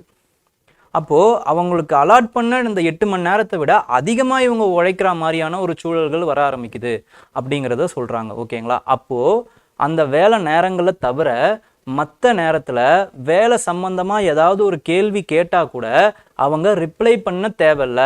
ரைட் டு டிஸ்கனெக்ட், அதாவது வந்து டிஸ்கனெக்ட் பண்ணலாம், அந்த எக்ஸ்பிளனேஷனும் கொடுக்க தேவையில்ல, அவங்க வந்து எந்த ஒரு பதிலும் சொல்ல தேவையில்ல அப்படிங்கிற அந்த ரைட்டை வந்து ஆஸ்திரேலியன் கவர்மெண்ட் வந்து அந்த ஒரு பில்லாக வந்து பாஸ் பண்ண போகிறாங்க. ஓகேங்களா, அதுதான் இந்த ரைட் டு டிஸ்கனெக்ட். இப்போது இதனால் வந்து என்ன ப்ராப்ளம் வரும் அப்படின்னு எம்ப்ளாயர்ஸ் ஃபீல் பண்ணுறாங்கன்னா அவங்களுடைய ப்ரொடக்டிவிட்டி, ஃப்ளெக்சிபிலிட்டி இதெல்லாம் வந்து பாதிக்கப்படும் அப்படிங்கிறத சொல்கிறாங்க. இதில் சில எக்ஸப்ஷன்ஸும் இருக்குங்க. என்ன எக்ஸப்ஷன்ஸ்னால் இப்போ அவங்க ஓவர் டைம் பார்க்குறாங்கன்னு வச்சுக்கோங்களேன், அப்போ இவங்க ரைட் டு டிஸ்கனெக்ட்லாம் சொல்ல முடியாது. ஓகே, இதே மாதிரி இந்தியாவில் என்ன இருக்குது அப்படின்னு பார்த்தீங்கன்னா இந்தியாவில் வந்து டிஸ்கனெக்ட் பில் அப்படிங்கிற ஒரு பில்லை வந்து நம்மளுடைய எம்பி சுப்ரியா சூலே அப்படிங்கிற எம்பி என்ன பண்ணாங்க அப்படின்னு பார்த்தீங்கன்னா பாஸ் பண்ண ட்ரை பண்ணாங்க, பட் அதை டிஸ்கஷனுக்கே எடுத்துக்கல. ஓகேங்களா, நெக்ஸ்ட் வந்து என்விரான்மெண்ட், சுற்றுப்புறச்சூழல். இதில் parasitic creeper preys on Chengalpattu forest Vedanthangal bird sanctuary. Vedanthangal bird sanctuary எங்கே இருக்குதுன்னு பார்த்தீங்கன்னா செங்கல்பட்டு டிஸ்ட்ரிக்டில் இருக்குங்க. ஓகேங்களா, இதை ஒரு கேள்வியாக கேட்குறதுக்கு நிறைய வாய்ப்புகள் இருக்குது. இது மட்டும் இல்லாமல் பாராசிட்டிக் க்ரீப்பர், அது என்ன க்ரீப்பர்னால் வந்து இதோ இங்கே மஞ்சள் கலரில் எல்லோ கலரில் இருக்குது பார்த்தீங்களா, இதுதான் வந்து என்னென்னா கஸ்கட்டா அப்படின்னு சொல்லுவாங்க, கஸ்கட்டா பிளான்ட் அப்படின்னு சொல்லுவாங்க. இது வந்து ஒரு ஹாலோ பாராசைட். இது என்ன பண்ணுன்னா மரத்தில் வந்து வாழும், இதுக்குன்னு தனியாக ரூட்லாம் கிடையாது, இது ஒரு கொடி மாதிரி தான். இதுக்கு வந்து குளோரோஃபில் இருக்காது. ஓகேங்களா, குளோரோஃபில் ஏன்னா வந்து மஞ்சள் கலரில் இருக்குது பார்த்தீங்களா, அதனால் இதால் வந்து ஃபோட்டோசென்சிட்டிக் ஆக்டிவிட்டியை ஈடுபட முடியாது. அப்போது மேலே ஒரு ஹோஸ்ட் மேலே வந்து இது படர்ந்து அந்த ஹோஸ்ட் எப்படி எந்த ஃபுட்டை தயாரிக்குதோ அது இது எடுத்துக்கும். ஓகேங்களா, எடுத்துக்கிட்டு கொஞ்சம் கொஞ்சமாக அந்த ஹோஸ்ட் மேலே வளர்ந்து அதை வந்து ஸ்ட்ராங்கிள் பண்ணிடும். சன்லைட்டே பட விடாத மாதிரி அதை வந்து அழிச்சிடும். ஓகேங்களா. இதனால தான் இது வந்து ஒரு parasitic plant அப்படிங்கிறத சொல்கிறாங்க. ஓகேங்களா. அப்போது இது வந்து ஒரு வீடு. அப்போது இந்த ஒரு பிளான்ட்டை வந்து படர விடாமல் நம்ம தடுக்கணும் அப்படிங்கிறதுல வந்து ஃபாரஸ்ட் டிபார்ட்மெண்ட் ஒரு முன்முயற்சிகளை எடுத்துக்கிட்டு இருக்காங்க. எப்போ எடுக்கிறாங்கன்னு பார்த்தீங்கன்னா, ஆனால் ஏன்னா எப்பயுமே எடுக்க முடியாது. ஏன்னா வந்து வேடந்தாங்கலில் பறவைகள் வரும். அப்போ வின்டர் சீசனில் இதெல்லாம் எடுக்க முடியல. சம்மர் சீசனில் செலக்டடாக எடுக்கிறதுனால ரொம்ப அதிகமாக எடுக்க முடியல. அதுக்குள்ளே இது படர்ந்துடுது, வளர்ந்துடுது அப்படிங்கிறது தான் இதோட கம்ப்ளைண்ட்டாக இருக்குது. ஓகேங்களா. கஸ்கட்டா அப்படிங்கிற அந்த பிளான்ட் வந்து யூபிஎஸ்சிலையும் ரொம்ப இம்பார்ட்டண்ட்டாக கேட்கக்கூடிய பிளான்ட் தான். பிகாஸ் ஆஃப் என்சிஆர்டியில் கஸ்கட்டா அப்படிங்கிற அந்த பிளான்ட்டோடைய எக்ஸாம்பிள் போட்டே சொல்லியிருக்காங்க. ஓகேங்களா. India begins talk with IEA for full membership international energy agency அவங்களோட இந்தியா வந்து ஃபுல் மெம்பர்ஷிப் ஆகணுன்ற டாக்ஸ் வந்து மேற்கொண்டிருக்காங்க. ஓகேங்களா. அப்போது இந்தியா வந்து அப்சர்வர் ஸ்டேட்டஸாக தான் இருக்காங்க இப்போ வரைக்கும் அப்படிங்கிறது உங்களுக்கு தெரியணும் ஃபஸ்ட்டு. ஓகேங்களா. இது யூபிஎஸ்சிக்கு ரொம்ப ரொம்ப இம்பார்ட்டண்ட்டான ஒரு கரண்ட் அஃபேர்ஸ். ஓகேங்களா. இதில் பார்த்தீங்க அப்படின்னா வந்து இன்டர்நேஷ்னல் எனர்ஜி ஏஜென்சி ஃபஸ்ட்டு வந்து இந்தியா வந்து சேர்க்கலாமா வேணாமா, ஃபுல் மெம்பர்ஷிப் ஆக்கலாமா வேணாமான்ட்டு அவங்க ஒரு டிஸ்கஷனில் இருக்காங்க. இந்தியா வந்து ஏன் வந்து இம்பார்ட்டண்ட்டான மெம்பர் அப்படின்னு பார்த்தீங்கன்னா, நம்ம நிறைய கிளைமேட் சேஞ்ச் சம்மந்தப்பட்ட நிறைய முன்னெடுப்புகளை எடுத்திருக்கோம். ஃபார் எக்ஸாம்பிள் இந்த லைஃப் மிஷன் மாதிரி, இன்டர்நேஷ்னல் சோலார் அலையன்ஸ் மாதிரி நிறைய முன்னெடுப்புகளை எடுத்திருக்கோம். குளோபல் பயோஃபியூவல் அலையன்ஸ் இந்த மாதிரியான முன்னெடுப்புகளை நிறைய எடுத்திருக்கோம். லைஃப் மிஷன் அப்படிங்கிறது என்ன அப்படின்னு பார்த்தீங்கன்னா, இன்டர்நேஷ்னல் சோலார் மிஷன் வந்து நம்ம வந்து நிறைய வாட்டி பார்த்துருக்கோம். ரொம்ப இம்பார்ட்டன்ட். பாரிஸில் வந்து லான்ச் பண்ணாங்க with the cohost of France கூட சேர்ந்து இந்தியா வந்து லான்ச் பண்ணாங்க. ஓகேங்களா. அதோடைய ஹெட் குவார்ட்டர்ஸ் வந்து குருகிராமில் இருக்குது. இந்த மிஷன் லைஃப் வந்து பார்த்தீங்க அப்படின்னா வந்து நம்மளுடைய பிரதம மந்திரி அவர்கள் லான்ச் பண்ணார். கிளாஸ்கோவில் டிஸ்கஸ் பண்ணி அப்புறம் ரீசெண்டாக லான்ச் பண்ணார். இது வந்து ஒரு individual initiative for climate change. ஓகேங்களா. நம்மளுடைய அந்த கார்பன் எமிஷன் இன்டென்சிட்டியை வந்து தடுக்கணும், ஒவ்வொரு தனிநபரும் வந்து தடுக்கணும் அப்படிங்கிற முன்முயற்சியில் இந்த மிஷனை வந்து லான்ச் பண்ணாங்க. இது மட்டும் இல்லாமல் குளோபல் பயோஃபியூவல் அலையன்ஸ் வந்து G20 லான்ச் பண்ணாங்க. ஓகேங்களா. இந்த G20 blending of petrol, ethanol பிளெண்டிங்கோட பெட்ரோலை வந்து சேர்க்கணும். எவ்வளோ % சேர்க்கணும்னா 20% சேர்க்கணும். இப்படிங்கிற இந்த முன்முயற்சி தான் வந்து குளோபல் பயோஃபியூவல் அலையன்ஸ். இதை இந்தியா முன்முயற்சி எடுத்து இதை பண்ணியிருக்காங்க. ஓகேங்களா. ஸோ இந்த மாதிரி நிறைய விஷயங்கள் வந்து பண்ணுறதுனால, என்விரான்மெண்ட் சம்மந்தமாக பண்ணுறதுனால இந்தியா வந்து ஒரு கரெக்டான கண்டென்டர் அப்படிங்கிற அந்த டிஸ்கஷன் வந்து ஐஇஏல பண்ணியிருக்காங்க. ஓகேங்களா. இப்போ ஐஇஏல மெம்பர் ஆகணும்னா என்ன பண்ணணும்னா, ஓஇசிடின்னு ஒரு அமைப்பு இருக்குங்க, அதில் அவங்க ஃபஸ்ட்டு மெம்பர் ஆகணும். அது மட்டும் இல்லாமல் நம்மளுடைய ஸ்டாக் ஆயில் ரிசர்வ்ஸ் இருக்குது பார்த்தீங்களா, அது வந்து எப்படி இருக்கணும்னு பார்த்தீங்கன்னா 90 days வந்து நம்மளுடைய ஆயில் ரிசர்வ்ஸ் வந்து இருக்கிற மாதிரி நம்ம மெயின்டைன் பண்ணணும் ஒரு நாடு. இப்போ நம்மக்கிட்ட எவ்வளோ ரிசர்வ்ஸ் இருக்குது அப்படின்னு பார்த்தீங்கன்னா கிட்டத்தட்ட 66 daysக்கான ரிசர்வ்ஸ் இருக்குது. ஓகேங்களா. ஸ்டாக் பைலிங் வந்து 66 daysக்கான ஸ்டாக் பைலிங் இருக்குது. ஓகேங்களா. அப்போது இந்தியா வந்து வேறு என்னென்னலாம் பண்ணியிருக்கு அப்படின்னா வந்து இந்தியா வந்து கார்பன் எமிஷனை வந்து 4% தான், டோட்டலாகவே வந்து 4% தான் நம்ம வந்து கார்பன் எமிஷனுக்கு வந்து நம்ம கான்ட்ரிபியூட்டே பண்ணுறோம் பர் கேபிட்டாவில். ஓகேங்களா. பர் கேபிட்டாவில் 4% தான் கான்ட்ரிபியூட் பண்ணுறோம். அதுக்கப்புறமா வந்து நம்மளுடைய பஞ்சாமிர்த அக்ரிமெண்ட் படி ஜிடிபியில் 45% ஆஃப் த கார்பன் எமிஷன் இன்டென்சிட்டியை வந்து நம்ம 2030க்குள்ளே குறைக்கணும். எந்த லெவல் அடிப்படையில் அப்படின்னு பார்த்தீங்கன்னா 2005 கம்பேர் பண்ணும்போது நம்ம குறைக்கணும்னு சொல்லியிருக்கோம். அது மட்டும் இல்லாமல் நம்மளுடைய அந்த நான் ஃபாசில் சோர்சஸ் இருக்குது பார்த்தீங்களா. நான் ஃபாசில் அப்படிங்கிறது என்னென்னா கோல், நேச்சுரல் கேஸ், இந்த மாதிரியான ஃபாசில் ஃபியூவல் இல்லாமல் ரெனியூபிள் எனர்ஜியிலேருந்து வரக்கூடிய சோர்சஸ், அதாவது வந்து சோலார், ஃபோட்டோவோல்டிக் அந்த சோலார் பேனல்ஸாக இருக்கட்டும், அப்படி இல்லைனா வந்து வாட்டர் ஹைட்ரோ எலக்ட்ரிக் பவராக இருக்கட்டும், ஓஷன் தெர்மல் எனர்ஜி பவராக இருக்கட்டும், ஜியோ தெர்மல் பவராக இருக்கட்டும், இந்த மாதிரியான ரெனியூபிள் எனர்ஜியில் வரக்கூடிய பவர்ஸை வந்து நம்ம வந்து 50% ஆக்க போகிறோம். இன்ஸ்டால்டு கெப்பாசிட்டியில் வந்து 50% ஆக்கணும் அப்படிங்கிற அந்த ஒரு முன்முயற்சியை நம்ம எடுத்துக்கிட்டு இருக்கோம். ஓகேங்களா. ஸோ அது மட்டும் இல்லாமல் நெட் ஜீரோ எக்கனாமியாக நம்ம வந்து 2070 மாறணும் அப்படிங்கிற அந்த கமிட்மெண்ட்டை கொடுத்துருக்கோம். ஓகேங்களா. So what is the prerequisite for a country to become a member of International Energy Agency அப்படின்னு பார்த்தீங்கன்னா, the country must be a leading oil exporter, இதெல்லாம் தேவையில்லை. The country must be a member of United Nations அப்படின்னா எல்லாருமே வரலாம். ஓகேங்களா. Vatican city, அதுக்கப்புறமா வந்து பாலஸ்டீன், இவங்க தான் வந்து நான் அப்சர்வர் ஸ்டேட்டஸில் இருக்காங்க. மற்ற ஒரு சின்ன சின்ன கண்ட்ரிஸ் இருக்குது. மற்றபடி எல்லா கண்ட்ரிஸும் யுனைடெட் நேஷன்ஸில் மெம்பராக தான் இருக்காங்க. ஓகேங்களா. The country must be a member of organisation for economic cooperation and development, OECDயில் மெம்பராக இருக்கணும். இதுதான் வந்து ஆன்சர். ஓகேங்களா. The country must have nuclear power plans, இதெல்லாம் தேவையில்லை. Which of the following statement is true regarding the IEA's oil stockpile requirement for the member countries? Member countries are required to maintain oil stockpiles equal to 30 days of their annual oil consumption. Member countries are not required to maintain any specific level of oil stockpiles. Member countries are required to maintain oil stockpiles equivalent to 90 days of their net oil imports. இதுதாங்க correct. ஓகேங்களா. Member countries must solely rely on renewable energy, இதுவும் தப்பு, இதுவும் தேவையில்லை. Okay, இப்போ அடுத்து இம்பார்ட்டண்ட்டான என்விரான்மெண்ட்டில் என்ன நியூஸ் அப்படின்னு பார்த்தீங்கன்னா, மஷ்ரூம், ஒரு ஃப்ராகில் மஷ்ரூம் வந்து க்ரோ ஆகுது அப்படிங்கிறத கண்டுபிடிச்சிருக்காங்க. ஓகேங்களா. இது என்விரான்மெண்ட்டுக்கும் சரி, ஒரு ஆம்பிபியன் ஸ்பீசிஸ் சர்வைவலுக்கும் சரி, அது ரொம்ப ரொம்ப ஒரு பாதிப்பான விஷயம் அப்படிங்கிறத வந்து சயின்டிஸ்ட் வந்து சொல்கிறாங்க. ஓகேங்களா. அது என்ன மாதிரியான ஒரு கூடல் அப்படிங்கிறது தெரியல. ரிலேஷன்ஷிப் என்ன மாதிரியான ஒரு ரிலேஷன்ஷிப் அப்படிங்கிறது தெரியல. சிம்பயாட்டிக்கா, ஓகேங்களா, அப்படி இல்லைனா பேராசிட்டிக்கா அப்படிங்கிறது தெரியல. ஓகே, அப்போது என்ன ஃப்ராக் அப்படின்னு பார்த்தீங்கன்னா கோல்டன் பேக்டு ஃப்ராக். இந்த ஃப்ராக்கு மேலே தான் அந்த மஷ்ரூம்ஸ் வந்து வளருது. ஓகேங்களா. மஷ்ரூம் எப்போ வளரும், ஏதுவான சூழ்நிலை, மஷ்ரூம் வளர்கிறதுக்கு எப்போ ஏதுவான சூழ்நிலை அப்படின்னு பார்த்தீங்கன்னா, காளான்கள் வளர்கிறதுக்கான சூழ்நிலை என்ன அப்படின்னு பார்த்தீங்கன்னா, அது உங்களுக்கே தெரியும். அதாவது வந்து ஏதாச்சும் ஒரு வெட் என்விரான்மெண்ட் இருக்குது அப்படின்னா அது வளரும். ஓகேங்களா. அப்போது வெட்டு சூழ்நிலைகள் அதிகமாகிறதுனால இந்த மாதிரியான விஷயங்கள் வளருது. இதுதாங்க ஃபஸ்ட்டு டைம்னு சொல்கிறாங்க ஒரு ஃப்ராக் மேலே, அதாவது வந்து ஒரு லிவிங் பீயிங் மேலே ஒரு மஷ்ரூம் வளருது. இதுதான் ஃபஸ்ட்டு டைம் அப்படிங்கிறத கண்டுபிடிச்சிருக்காங்க. இதுக்கு முன்னாடி என்ன கண்டுபிடிச்சிருப்பாங்க அப்படின்னு பார்த்தீங்கன்னா, லிவிங் ட்ரீ ரூட்ஸ் இருக்குது பார்த்தீங்களா, அந்த ரூட் மேலே மஷ்ரூம் வளர்கிற மாதிரி கூட கண்டுபிடிச்சிருக்காங்க. ஆனால் இப்போ தான் முதல் முறையாக லிவிங் பீயிங் மேலே ஒரு மஷ்ரூம் வளருது அப்படிங்கிறத கண்டுபிடிச்சிருக்காங்க. இது எந்த ரேஞ்சில் அப்படின்னா, குர்தேமுக் ரேஞ்ச், வெஸ்டர்ன் காட்ஸில் இதை கண்டுபிடிச்சிருக்காங்க. ஓகேங்களா. வெஸ்டர்ன் காட்ஸில் கண்டுபிடிச்சிருக்காங்க. நெக்ஸ்ட் வந்து species threat abatement restoration metric அப்படிங்கிற ஒரு ஸ்டார் மெட்ரிக் வந்து IUCN வளர்த்துருக்காங்க.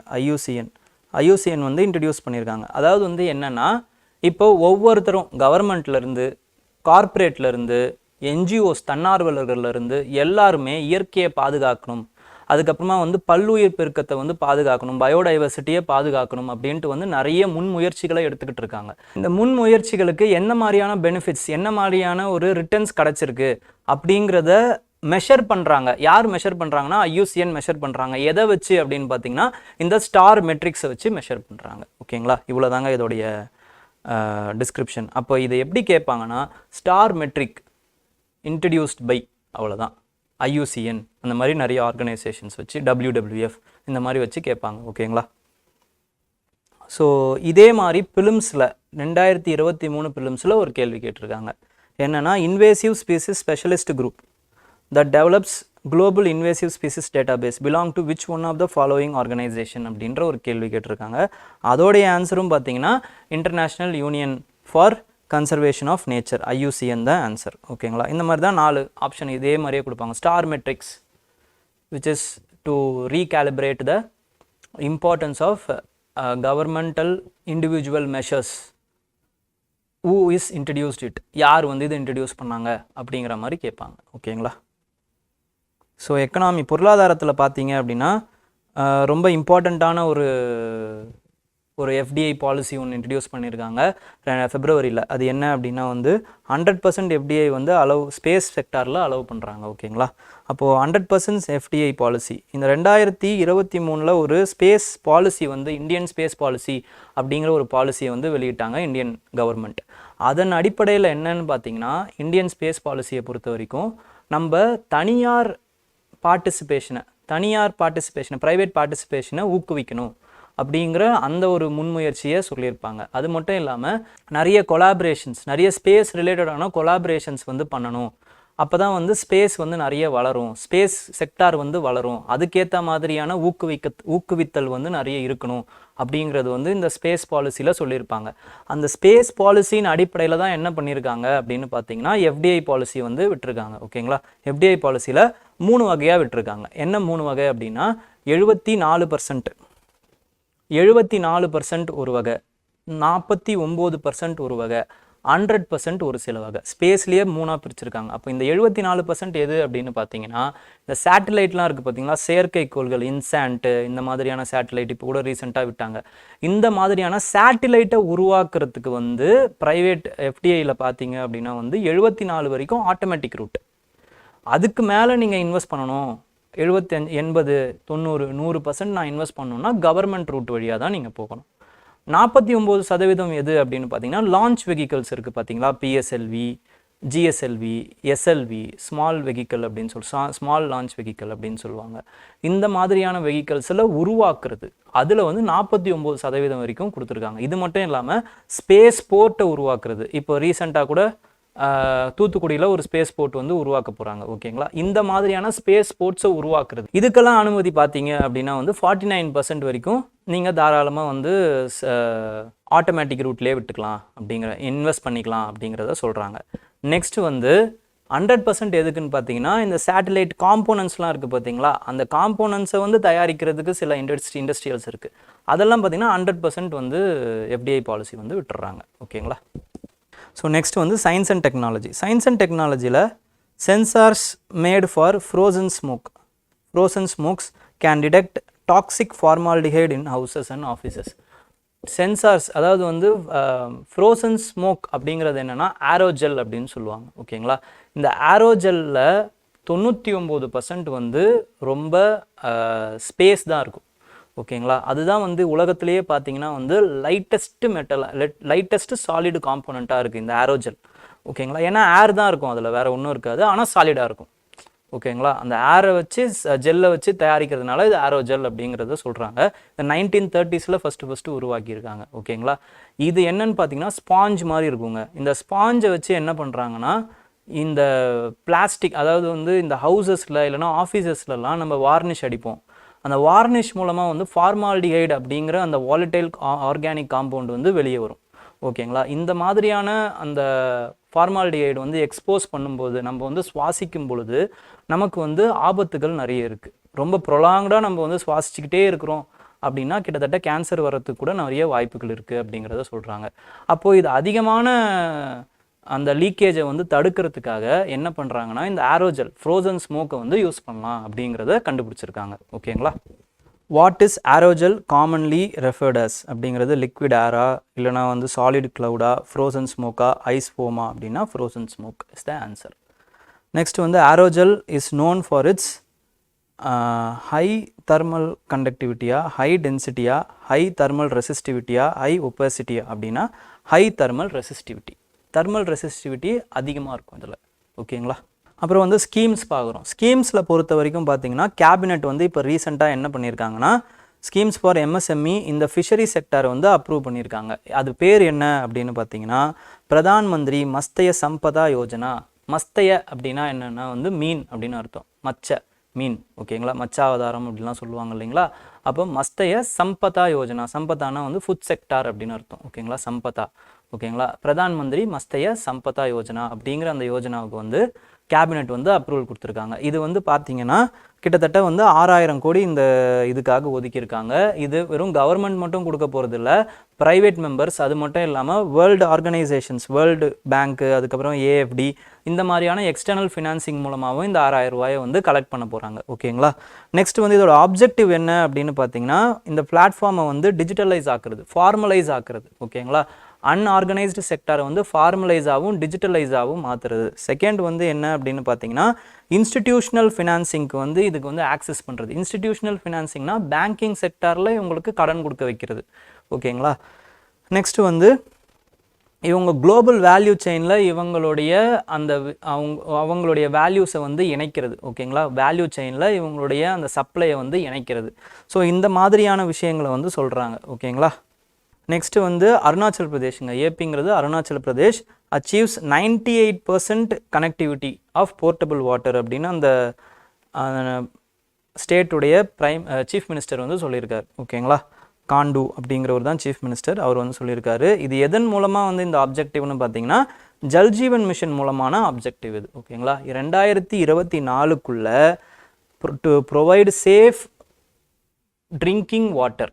ஓகேங்களா, safe drinking water to the all the rural ஹவுஸ்ஹோல்ட்ஸுக்கு வந்து சேஃப் ட்ரிங்கிங் வாட்டர் கொடுக்கணும் 2024க்குள்ள அப்படிங்கிறது தான் இந்த திட்டத்துடைய எய்ம். ஓகேங்களா, இதை எப்போ லான்ச் பண்ணாங்கன்னா 2019 லான்ச் பண்ணாங்க.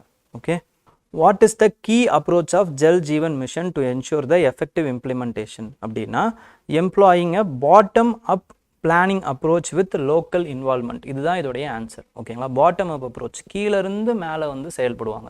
அதாவது கீழ் மட்டத்தில் இருக்க லோக்கல் பஞ்சாயத்து அண்ட் முனிசிபாலிட்டிஸ் என்ன பண்ணுவாங்கன்னா எங்கெங்கே எங்களுக்கு எவ்வளோ ஹவுஸுக்கு எந்த இடத்துல குழா வேணும், இதுக்கு எவ்வளோ லிட்டர்ஸ் தேவை அப்படிங்கிறத முடிவு பண்ணுவாங்க. அவங்க ஒரு ப்ரப்போசல் கொடுப்பாங்க. மேலே இருக்கிற டிஸ்ட்ரிக்ஸ் வந்து இந்த இதுக்கு வந்து இவ்வளோ காசு வேணும் அப்படிங்கிறத கேட்பாங்க. சென்ட்ரல் கவர்மெண்ட் வந்து இந்த காசை ஒதுக்குவாங்க ஸ்டேட் கவர்மெண்ட்டுக்கு. State government will implement it with the help of private, அதாவது ப்ரைவேட்டோ இல்லைனா வந்து லோக்கல் முனிசிபாலிட்டிஸோ இல்லைனா வந்து பஞ்சாயத்து இவங்களுடைய participation along with public community பார்ட்டிசிபேஷனோட இந்த விஷயத்தை இம்ப்ளிமெண்ட் பண்ணுவாங்க. இதுதான் வந்து பாட்டம் அப் அப்ரோச் அப்படின்னு சொல்லுவாங்க. ஓகேங்களா, இப்போ அடுத்து வந்து இம்பார்ட்டன்ட் டேஸ் பார்க்க போகிறோம். இம்பார்ட்டன்ட் டேஸில் ரொம்ப நிறைய இம்பார்ட்டன்ட் டேஸ் இருக்குங்க. நம்ம எல்லாத்தையும் படிக்கணுன்ற அவசியம் இல்லை. ஓகேங்களா, சில இம்பார்ட்டன்ட் டேஸ் இதில் ரொம்ப இம்பார்ட்டண்ட்டாக இருக்குது. அது என்னன்றதை மட்டும் அட்லீஸ்ட் நம்ம பார்த்துக்கிட்டா போதும்.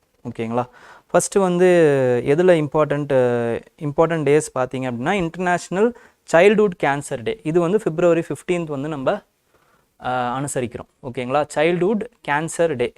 ஓகே, அந்த சைல்ட்ஹுட் கேன்சர் டே பார்த்தீங்க அப்படின்னா உலகம் ஃபுல்லாக வருஷம் 4 லட்சம் குழந்தைகளுக்கு வந்து கேன்சர் உருவாகுதாங்க.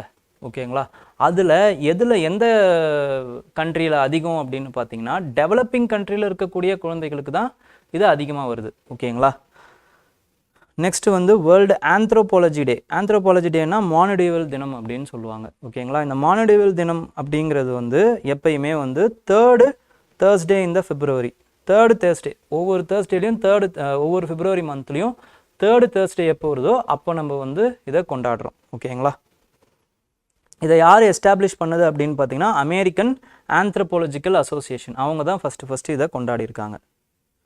நெக்ஸ்ட் வந்து வேர்ல்டு ஹிப்போ டே. ஹிப்போ அப்படிங்கிறது வந்து நீர் யானை அப்படின்னு சொல்லுவாங்க, ஹிப்போபோட்டமஸ் அப்படின்னு சொல்லுவாங்க. இது வந்து உலகத்திலேயே 3வது மிகப்பெரிய மேமல், பாலூட்டியாக இருக்குது. ஓகேங்களா, எதுக்கு அடுத்து அப்படின்னு பார்த்தீங்கன்னா எலிஃபண்ட், யானைகளுக்கும் அதுக்கப்புறமா வந்து ரைனோசரஸ்.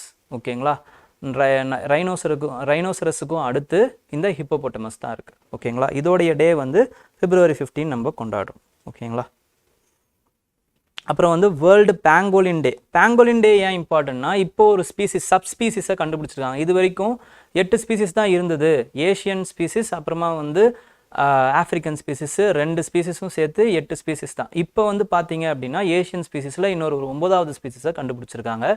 இந்தியாவில் இது 2 வகையாக இருக்குது. என்னென்ன அப்படின்னு பார்த்தீங்கன்னா இந்தியன் பேங்கோலின், சைனீஸ் பேங்கோலின் இருக்குது. இந்தியன் பேங்கோலின் பார்த்தீங்க அப்படின்னா வந்து என்டேஞ்சர்டாகவும், சைனீஸ் பேங்கோலின் வந்து கிரிட்டிக்கலி என்டேஞ்சர்டாகவும் இருக்குது. ஓகேங்களா, அடுத்து வந்து வேர்ல்டு வேல் டே வந்து ரொம்ப இம்பார்ட்டண்ட்டுங்க. February 18 வந்து நம்ம வந்து இதை அனுசரிக்கிறோம். ஓகேங்களா, வேர்ல்ட்ஸ் வேல் டே. அதுக்கப்புறமா வந்து இதுவும் ரொம்ப important, world day of social justice. ஏன்னா நம்மளுடைய சென்ட்ரல் கவர்மெண்ட்டும் சரி, ஸ்டேட் கவர்மெண்ட்டும் சரி, 2 பேருமே இந்த சோஷியல் ஜஸ்டிஸுக்கு, சமூக நீதிக்கு வந்து ரொம்ப இம்பார்ட்டன்ஸ் கொடுக்குறாங்க. அது மட்டும் இல்லாமல் வெல்ஃபேர் ஸ்டேட்டாக இருக்கிறாங்க. ஓகேங்களா, நலம் சார்ந்த அரசாக இருக்குது. ஓகேங்களா, மக்கள் நலன் சார்ந்த அரசாக இருக்கிறதுனால இந்த சமூக நீதி நாள் அப்படிங்கிறது ரொம்ப இம்பார்ட்டன்ட். நம்மளுமே என்ன பண்ணுறோன்னா சமூக நீதி பிளட்ஜ்லாம் நம்ம வந்து பண்ணுறோம். பெரியார் பிறந்த தினத்தில் சமூக நீதி பிளட்ஜ் அப்படின்லாம் நம்ம வந்து பண்ணுறோம் ஸ்டேட் கவர்மெண்ட்டோடைய அந்த முன்முயற்சினால். ஓகேங்களா, அப்போது இந்த டே வந்து ரொம்ப இம்பார்ட்டண்ட் ஆகுது. February 20 நம்ம கொண்டாடுறோம். இந்த வருஷம் வந்து பார்த்தீங்க அப்படின்னா இதை யார் வந்து லான்ச் பண்ணாங்க அப்படின்னா வந்து இன்டர்நேஷ்னல் லேபர் ஆர்கனைசேஷன் லான்ச் பண்ணாங்க. அப்புறம் இந்த வருஷத்தோட தீம் வந்து bridging gaps building alliances. Okay, அதுக்கப்புறம் இந்த இன்டர்நேஷ்னல் மதர் லாங்குவேஜ் டேவும் ரொம்ப ரொம்ப இம்பார்ட்டன்ட். இதை யூபிஎஸ்சிலேயே ஒரு வாட்டி கேட்டிருக்காங்க. 2022 வருஷம் யூபிஎஸ்சி எக்ஸாமில் இந்த இன்டர்நேஷ்னல் மதர் லாங்குவேஜ் டேவை கேட்டிருக்காங்க. ஒரு ஸ்டேட்மெண்ட் என்ன சொல்லியிருப்பாங்க அப்படின்னு பார்த்தீங்கன்னா, it is introduced by UNICEF அப்படின்னு சொல்லியிருப்பாங்க. யூனிசெஃப் கிடையாது, யுனெஸ்கோ தான் இதை வந்து இன்ட்ரடியூஸ் பண்ணாங்க. ஓகேங்களா.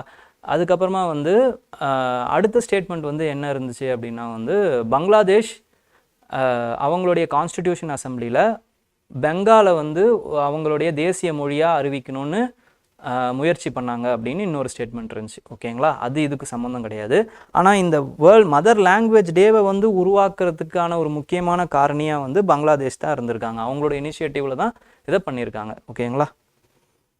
இந்த வருஷத்துக்கான தீம் என்னன்னு பார்த்தீங்கன்னா, multilingual education is a pillar for inter generational learning. ஓகேங்களா. ஒன்லைன் ஈவெண்ட்ஸ் என்ன அப்படின்னா வந்து, ஒன்லைன் ஈவெண்ட்ஸில் ரொம்ப இம்பார்ட்டண்ட்டான ஈவெண்ட்டை நம்ம பார்ப்போம். ஓகேங்களா. ஃபஸ்ட்டு ஈவெண்ட் என்ன அப்படின்னு பார்த்தீங்கன்னா, ஸ்ரீபதி அப்படிங்கிற ஒரு 23 இயர் ஓல்டு உமன் வந்து ஒரு ட்ரைபல் உமன். அவங்க வந்து பார்த்தீங்க அப்படின்னா வந்து ஃபஸ்ட்டு சிவில் ஜட்ஜாக ஆயிருத்திருக்காங்க அவங்களுடைய கம்யூனிட்டியில். ஆனால் இப்போ என்ன ஒரு சோகம் அப்படின்னு பார்த்தீங்கன்னா, இந்த சிவில் ஜட்ஜோடைய இந்த ரிசல்ட்ஸை வந்து நிறுத்தி வச்சுருக்காங்க. ஓகேங்களா. கேன்சல் பண்ணியிருக்காங்க. ஏன்னா அந்த ஒரு கரெக்டான அந்த ஒரு ப்ரொசீஜர் வந்து ஃபாலோ பண்ணல அவங்களுடைய ஒதுக்கீட்டில் அப்படிங்கிறதுனால இதை நிறுத்தி வச்சுருக்காங்க. இப்போ அடுத்தடுத்து என்ன புதுசாக நடத்துவாங்களா இல்லைனா வந்து எப்படி வந்து முடிவெடுக்க போகிறாங்க அப்படிங்கிறத நம்ம பொறுத்திருந்து தான் பார்க்கணும். ஓகேங்களா. நெக்ஸ்ட்டு வந்து என்ன அப்படின்னா வந்து, தமிழ்நாடு வந்து ரீசெண்டாக வந்து sale and production of cotton candy, பஞ்சு மிட்டாய் இருக்குது பார்த்தீங்களா, அதுதான் காட்டன் கேண்டி அப்படின்னு சொல்லுவாங்க. அதோடைய சேல்ஸையும் ப்ரொடக்ஷன்ஸையும் நிறுத்தி வச்சுருக்காங்க. ஏன் நிறுத்தினாங்கன்னா, இதுதான் ரொம்ப இம்பார்ட்டண்ட். ரொடமைன் பி அப்படிங்கிற அந்த கெமிக்கல் வந்து யூஸ் பண்ணியிருக்காங்க. ஓகேங்களா. இந்த கெமிக்கல் தான் வந்து அந்த பஞ்சு மிட்டாய்க்கு வந்து அந்த கலரை கொடுக்குது. ஓகேங்களா. ப்ளூ கலரோ பிங்க் கலரோ இல்லை ஏதோ ஒரு கலரை கொடுக்குதான். இந்த பஞ்சு மிட்டாய்க்கு வந்து இந்த ரொடமைன் பி வந்து அதிகமாக யூஸ் பண்ணுறதுனால, ரொம்ப அதிகமாக கலர் வந்தால் ரொம்ப கரெக்டாக இருக்கும் அப்படிங்கிறதுக்காக, பசங்களை வந்து அட்ராக்ட் பண்ணலாம் அப்படிங்கிறதுக்காக நிறைய போடுறதுனால பசங்களுக்கு கேன்சர் வருது அப்படிங்கிறத சொல்கிறாங்க. ஓகேங்களா. இதை நீங்கள் world cancer day, childhood cancer டேவோடு நீங்கள் இணைச்சி பார்க்கலாம். ஓகேங்களா. அதனால் இப்போ ரீசெண்டாக என்ன பண்ணிட்டாங்க அப்படின்னா வந்து, தமிழ்நாடு வந்து இந்த பஞ்சு மிட்டாய்களே வந்து சேல் பண்ணக்கூடாது அப்படின்னு வந்து அறிவிச்சிட்டாங்க. நெக்ஸ்ட்டு இந்தியாவுடைய ஃபஸ்ட்டு 360 டிகிரி சூப்பர் இமர்சிவ் டோம் தேட்டர், 360 டிகிரி தேட்டர் வந்து ஃபஸ்ட்டு கேளம்பாக்கத்தில் லான்ச் பண்ணியிருக்காங்க. ஓகேங்களா. கேளம்பாக்கத்தில் கட்டியிருக்காங்க. ஓகேங்களா. தேசிய நியூஸில் பார்த்தீங்கன்னா ரொம்ப இம்பார்ட்டண்ட்டான நியூஸ், இந்தியாவுடைய யுனைடெட் பேமெண்ட் இன்டர்ஃபேஸ். இது யார் லான்ச் பண்ணாங்க அப்படின்னு பார்த்தீங்கன்னா, National Payment Corporation of India. ஓகேங்களா. இவங்க தான் லான்ச் பண்ணாங்க. இவங்களுடைய services has been rolled out in இந்த யூபிஐ சர்வீசஸ் வந்து ஸ்ரீலங்காலையும் மொரீஷியஸ்லையும் ரோல்ட் அவுட் ஆகிருக்காங்க. ஓகேங்களா. இது எதுக்கு யார் லான்ச் பண்ணாங்க அப்படின்னு பார்த்தீங்கன்னா, ஆர்பிஐ அப்புறமா வந்து இந்தியன் பேங்க் அசோசியேஷன், இவங்க 2 பேரும் சேர்ந்து தான் வந்து லான்ச் பண்ணியிருப்பாங்க. ஓகே. நெக்ஸ்ட் வந்து நொய்டா, இது வந்து உத்தரப்பிரதேஷில் இருக்கிற ஒரு சிட்டிங்க. ஓகேங்களா. Has been honoured as the water warrior city by the union water ministry. Water ministry வந்து வாட்டர் வாரியர் அப்படிங்கிற அந்த ஒரு பட்டத்தை வந்து நொய்டாவுக்கு கொடுத்துருக்காங்க. ஓகேங்களா. ஏன் அப்படின்னா வந்து இவங்களுடைய effect for water, waste water இருக்குது பார்த்தீங்களா, வேஸ்ட் வாட்டர், அந்த வேஸ்ட் வாட்டரை வந்து மறுபடியும் மறுசுழற்சிக்கு வந்து யூஸ் பண்ணதுனால அவங்களுடைய அந்த முயற்சியை பாராட்டி வாட்டர் வாரியர் அப்படிங்கிற அந்த பட்டத்தை வாட்டர் மினிஸ்ட்ரி வந்து நொய்டாவுக்கு கொடுத்துருக்கு. நெக்ஸ்ட் வந்து சுகன்யா சம்ருதி யோஜனா, இதை வந்து சுகன்யா சம்ருதி அக்கௌண்ட் ஸ்கீம் அப்படின்னு ஒரு பேரை மாற்றிருக்காங்க. ஓகேங்களா. இதை பற்றி உங்களுக்கு வந்து ரொம்ப டீட்டெயிலாக தெரியணும் இந்த ஸ்கீம் பற்றி அப்படின்னா வந்து நம்மளுடைய பார்ட் 2 கரண்ட் அஃபேர்ஸ் வீடியோவை போய் செக் பண்ணுங்கள். ஓகேங்களா. பார்ட் 2 கரண்ட் அஃபேர்ஸ் வீடியோவில் ரொம்ப டீட்டெயில்டாக நம்ம இதை பற்றி பேசியிருப்போம். ஓகேங்களா. நெக்ஸ்ட் வந்து ஹரியானா போலீஸ் தான் வந்து பார்த்தீங்க அப்படின்னா ஃபஸ்ட்டு இந்தியன் போலீஸ் ஃபோர்ஸாக இருக்காங்க. எதுக்குன்னா, டு யூஸ் ட்ரோன்ஸை வந்து ஆளில்லா விமானத்துக்கு வந்து டியர் கேஸை வந்து யூஸ் பண்ணியிருக்காங்க. அதில் டியர் கேஸை பயன்படுத்தியிருக்காங்க. ஓகேங்களா. அதுக்கப்புறம் state of India digital economy report அப்படின்ற ரிப்போர்ட்டை Indian Council for Research of International Economics Relation அப்படிங்கிற ஒரு திங்க் டேங்க் வந்து வெளியிட்டிருக்காங்க. அதில் அவங்க என்ன சொல்லியிருப்பாங்க அப்படின்னு பார்த்தீங்கன்னா, டிஜிட்டலைஸான எக்கனாமியில் வந்து இந்தியா வந்து 3வது இடத்துல இருக்குது. யூஎஸ் சைனாக்கு அடுத்து இந்தியா தான் 3வது இடத்துல இருக்குது அப்படிங்கிறத சொல்கிறாங்க. ஓகேங்களா. ஸ்டேட்ஸில் பார்த்தீங்க அப்படின்னா கர்நாடகா தான் முதல் இடத்துல இருக்குது. ஓகே. சர்வதேச நியூஸை பொறுத்த வரைக்கும் துபாய் தான் வந்து is going to create world's first city wide network of electric air taxis. Air டாக்ஸிஸையும் வெர்டிபோர்ட்ஸ்னால் வெர்டிக்கல் போர்ட்ஸ் அப்படின்னு சொல்லுவாங்க. ஓகேங்களா, வெர்டிக்கல் போர்ட்ஸையும் வந்து உருவாக்க போகிற முதல் சிட்டியாக இருக்க போகுது இந்தியா இது உலகத்திலேயே அப்படிங்கிறத சொல்கிறாங்க. ஓகேங்களா, ஹேண்ட்லி பாஸ்போர்ட் இண்டெக்ஸ் அப்படிங்கிறது எந்த நாட்டுடைய பாஸ்போர்ட் ரொம்ப பவர்ஃபுல்லாக இருக்குது அப்படிங்கிறத அந்த இண்டெக்ஸை சொல்கிறது தான், அந்த பாஸ்போர்ட் இண்டெக்ஸை சொல்கிறது தான் இந்த ஹேண்ட்லியோட வேலை. ஓகேங்களா, இது என்ன சொல்லியிருப்பாங்கன்னா வந்து உலகத்திலேயே ஃப்ரான்ஸோட பாஸ்போர்ட் தான் வந்து ரொம்ப ஸ்ட்ராங்கான பவர்ஃபுல்லான பாஸ்போர்ட்டாக இருக்குது அப்படிங்கிறத சொல்கிறாங்க. இதுக்கு நிறைய அந்த குறியீடுகள்லாம் இருக்குது. ஓகேங்களா, எதன் அடிப்படையில் இதை பண்ணுறாங்க? ஃபார் எக்ஸாம்பிள், எவ்வளோ அந்த ஒரு நாட்டுடைய பிரஜை எவ்வளோ ஈஸியாக வந்து இன்னொரு நாட்டுக்கு போக முடியுது, எவ்வளோ ஈஸியாக வந்து ஒரு சிட்டிசன்ஷிப் வாங்க முடியுது, எவ்வளோ ஈஸியாக விசா கிடைக்குது அந்த நாட்டுடைய பிரஜைக்கு. இதையெல்லாம் அடிப்படையாக வச்சு அவங்க எந்த நாட்டுடைய பாஸ்போர்ட் ரொம்ப ஸ்ட்ராங்கர் பாஸ்போர்ட்டாக இருக்குது அப்படிங்கிறத சொல்கிறாங்க. இதில் இந்தியாவுடைய இடம் எங்கே இருக்குது அப்படின்னு பார்த்தீங்கன்னா 84th பொசிஷனில் முதல்ல இருந்துச்சு போன வருஷம். இந்த வருஷம் 85th இடத்துல இருக்குது. ஓகேங்களா, யூரோப்பியன் யூனியன் என்ன பண்ணியிருக்காங்க அப்படின்னு பார்த்தீங்கன்னா உங்கள் எல்லாருக்குமே தெரியும், ரெட் சீல செங்கடலில் வந்து ஹவுத்தி ரிபல்ஸ் வந்து எல்லா ஷிப்பையும் வந்து தாக்கிக்கிட்டு இருக்காங்க அப்படின்ட்டு இவங்க வந்து என்ன பண்ணியிருக்காங்க, யூஎஸ் வந்து ஒரு ஆப்ரேஷன் ஒன்று லான்ச் பண்ணாங்க. அந்த ஆப்ரேஷன் என்ன அப்படிங்கிறத போன கிளாஸில் நம்ம பார்த்தோம். ஓகேங்களா, அதே மாதிரி யூரோப்பியன் யூனியன் என்ன பண்ணியிருக்காங்க அப்படின்னா வந்து வேற ஒரு ஆப்ரேஷன் லான்ச் பண்ணியிருக்காங்க. அதுக்கு பேர் வந்து ஆஸ்பிரைட்ஸ் அப்படிங்கிற அந்த ஆப்ரேஷன் லான்ச் பண்ணியிருக்காங்க. இது க்ரீக்கில் பார்த்தீங்கன்னா ஷீல்டு அப்படின்னு ஒரு பொருள் கொண்டு வருது. ஓகேங்களா, நெக்ஸ்ட் வந்து மல்டிநேஷ்னல் மிலிட்ரி எக்ஸசைஸ் சாந்தி பிரயாஸ் 6-4 அப்படிங்கிற அந்த மல்டிலேட்ரல் மிலிட்ரி எக்ஸசைஸை நேபாளில் வந்து ஸ்டார்ட் பண்ணியிருக்காங்க. இது 19 நாடுகள் வந்து பார்ட்டிசிபேட் பண்ணியிருக்கு. இதில் இந்தியாவும் ஒன்று, பங்களாதேஷும் இருக்குது, பாகிஸ்தானும் இருக்குது. ரொம்ப ரொம்ப இம்பார்ட்டண்ட். ஓகேங்களா, நெக்ஸ்ட் வந்து coastal guard of India, Maldives, Sri Lanka இவங்கெல்லாம் வந்து ஒரு 4-day ட்ரைலேட்ரல் எக்ஸசைஸ், அதாவது வந்து தோஸ்தி 16 அப்படின்னு வந்து மால்தீவ்ஸில் வந்து இந்த கோஸ்டல் கார்டு எக்ஸசைஸ் வந்து பண்ணியிருக்காங்க. ஓகேங்களா, நெக்ஸ்ட்டு ஜப்பான் வந்து இப்போ என்ன ஆயிருக்குன்னு பார்த்தீங்கன்னா பொருளாதாரத்தில் ஜிடிபி அடிப்படையில் 4வது இடத்துக்கு பின்தங்கியிருக்கு. 3வது இடத்துக்கு இப்போ வந்து ஜெர்மனி வந்திருக்கு. அதுதான் வந்து ரொம்ப இம்பார்ட்டண்ட்டான நியூஸ். ஓகேங்களா, அப்போ ஃபஸ்ட் இடம் எங்கே இருக்குது? வழக்கம் போல் வந்து யூஎஸ்க்கு தான் இருக்குது. செகண்ட் சைனா, தேர்டு வந்து இப்போ ஜெர்மனி, 4th ஜப்பான், 5th நம்ம இருக்கும் இந்தியா. ஓகேங்களா, என்விரான்மெண்ட்டில் பார்த்தீங்க அப்படின்னா வந்து அசாம் வந்து ஒரு லெமன் வெரைட்டி ஒன்று இருக்குங்க. அது வந்து என்னென்னு பார்த்தீங்கன்னா காஜி நீமு. ஓகேங்களா, இந்த நீமோ வெரைட்டியை அவங்களுடைய ஸ்டேட் ஃப்ரூட்டாக வந்து அறிவிச்சிருக்காங்க. ஓகேங்களா, இது ஆல்ரெடி ஜிஐ டேக் இருக்கிற ஃப்ரூட். ஓகே, அதுக்கப்புறமா வந்து குப்தேஸ்வர் ஃபாரஸ்ட் அப்படிங்கிற அந்த ஃபாரஸ்ட் வந்து ஒரிசாவில் இருக்குது. இதுதான் வந்து 4th பயோடைவர்சிட்டி ஹெரிட்டேஜ் சைட்டாக வந்து அவங்க வந்து அறிவிச்சிருக்காங்க. இந்த பயோடைவர்சிட்டி ஹெரிட்டேஜ் சைட்டு எந்த ஆக்டுக்கு கீழே அறிவிப்பாங்க அப்படிங்கிறத கமெண்ட்டில் சொல்லுங்கள். ஓகேங்களா, நெக்ஸ்ட் வந்து ரவிச்சந்திரன் அஸ்வின் ஆஃப் ஸ்பின்னர் இருக்கார் பார்த்தீங்களா, அவர் வந்து அவருடைய 500வது டெஸ்ட் விக்கெட்டை வந்து அவருடைய 98வது டெஸ்ட்டில் எடுத்தார். ஓகேங்களா, அவர் இப்போ ரீசெண்டாக வந்து 100வது டெஸ்ட்டையும் வந்து பூர்த்தி பண்ணியிருக்கார். ஓகேங்களா, அப்போ இதிலேருந்து எது ஒன்றாலும் கேள்வியாக கேட்குறதுக்கு வாய்ப்பு இருக்குது. ஓகே, நெக்ஸ்ட் வந்து என்ன அப்படின்னு பார்த்தீங்கன்னா ஹிந்து மந்திர் ஒன்று வந்து யுஏஇயில் கட்டியிருக்காங்க. ஓகேங்களா, அபுதாபியில். ஓகே, அது ரொம்ப இம்பார்ட்டண்ட். அது என்ன ஸ்டைலுன்னு பார்த்தீங்கன்னா நகரா ஸ்டைல் ஆஃப் ஆர்கிடெக்சரில் கட்டியிருக்காங்க. ஓகே, நெக்ஸ்ட் வந்து தயானந்த சரஸ்வதி சுவாமிகள் அவருடைய பிறந்த நாள் வந்து 12 பிப்ரவரி இப்போ ரீசெண்டாக கொண்டாடினாங்க. ஓகேங்களா, அவருடைய இயற்பெயர் என்ன அப்படின்னு பார்த்தீங்கன்னா மூல் சங்கர். அவர் வந்து சத்யாத்ய பிரகாஷ் அப்படிங்கிற அந்த ஒரு புக்கை வந்து இயற்றியிருக்கார். ஓகேங்களா, அது மட்டும் இல்லாமல் go back to Vedas, India for Indians இப்படிங்கிற இந்த முழக்கத்தெல்லாம் அவர் வந்து வச்சிருக்கார். ஓகேங்களா, எடுத்து வச்சிருக்காரு. United Nation Environment Programme releases Global Resource Outlook அப்படிங்கிற அந்த ஒரு ரிப்போர்ட்டை வந்து யுனைடெட் நேஷன்ஸ் என்விரான்மெண்ட் ப்ரோக்ராம் வெளியிட்டிருக்கு. ஓகே, இந்த வாரத்துக்கான கரண்ட் அஃபேர்ஸ் நிறைய இன்ஃபர்மேட்டிவாக இருந்திருக்கும் அப்படிங்கிறத நான் நம்புகிறேன். உங்களுடைய கருத்துக்களை கமெண்ட் செக்ஷனில் பதிவிடுங்க. ஏதாவது டவுட்ஸ்னால் கேளுங்க. Suggestions R welcomed. ரிவைஸ் பண்ணுங்கள், ரொம்ப ரொம்ப important. Revise. So thank you, all the best.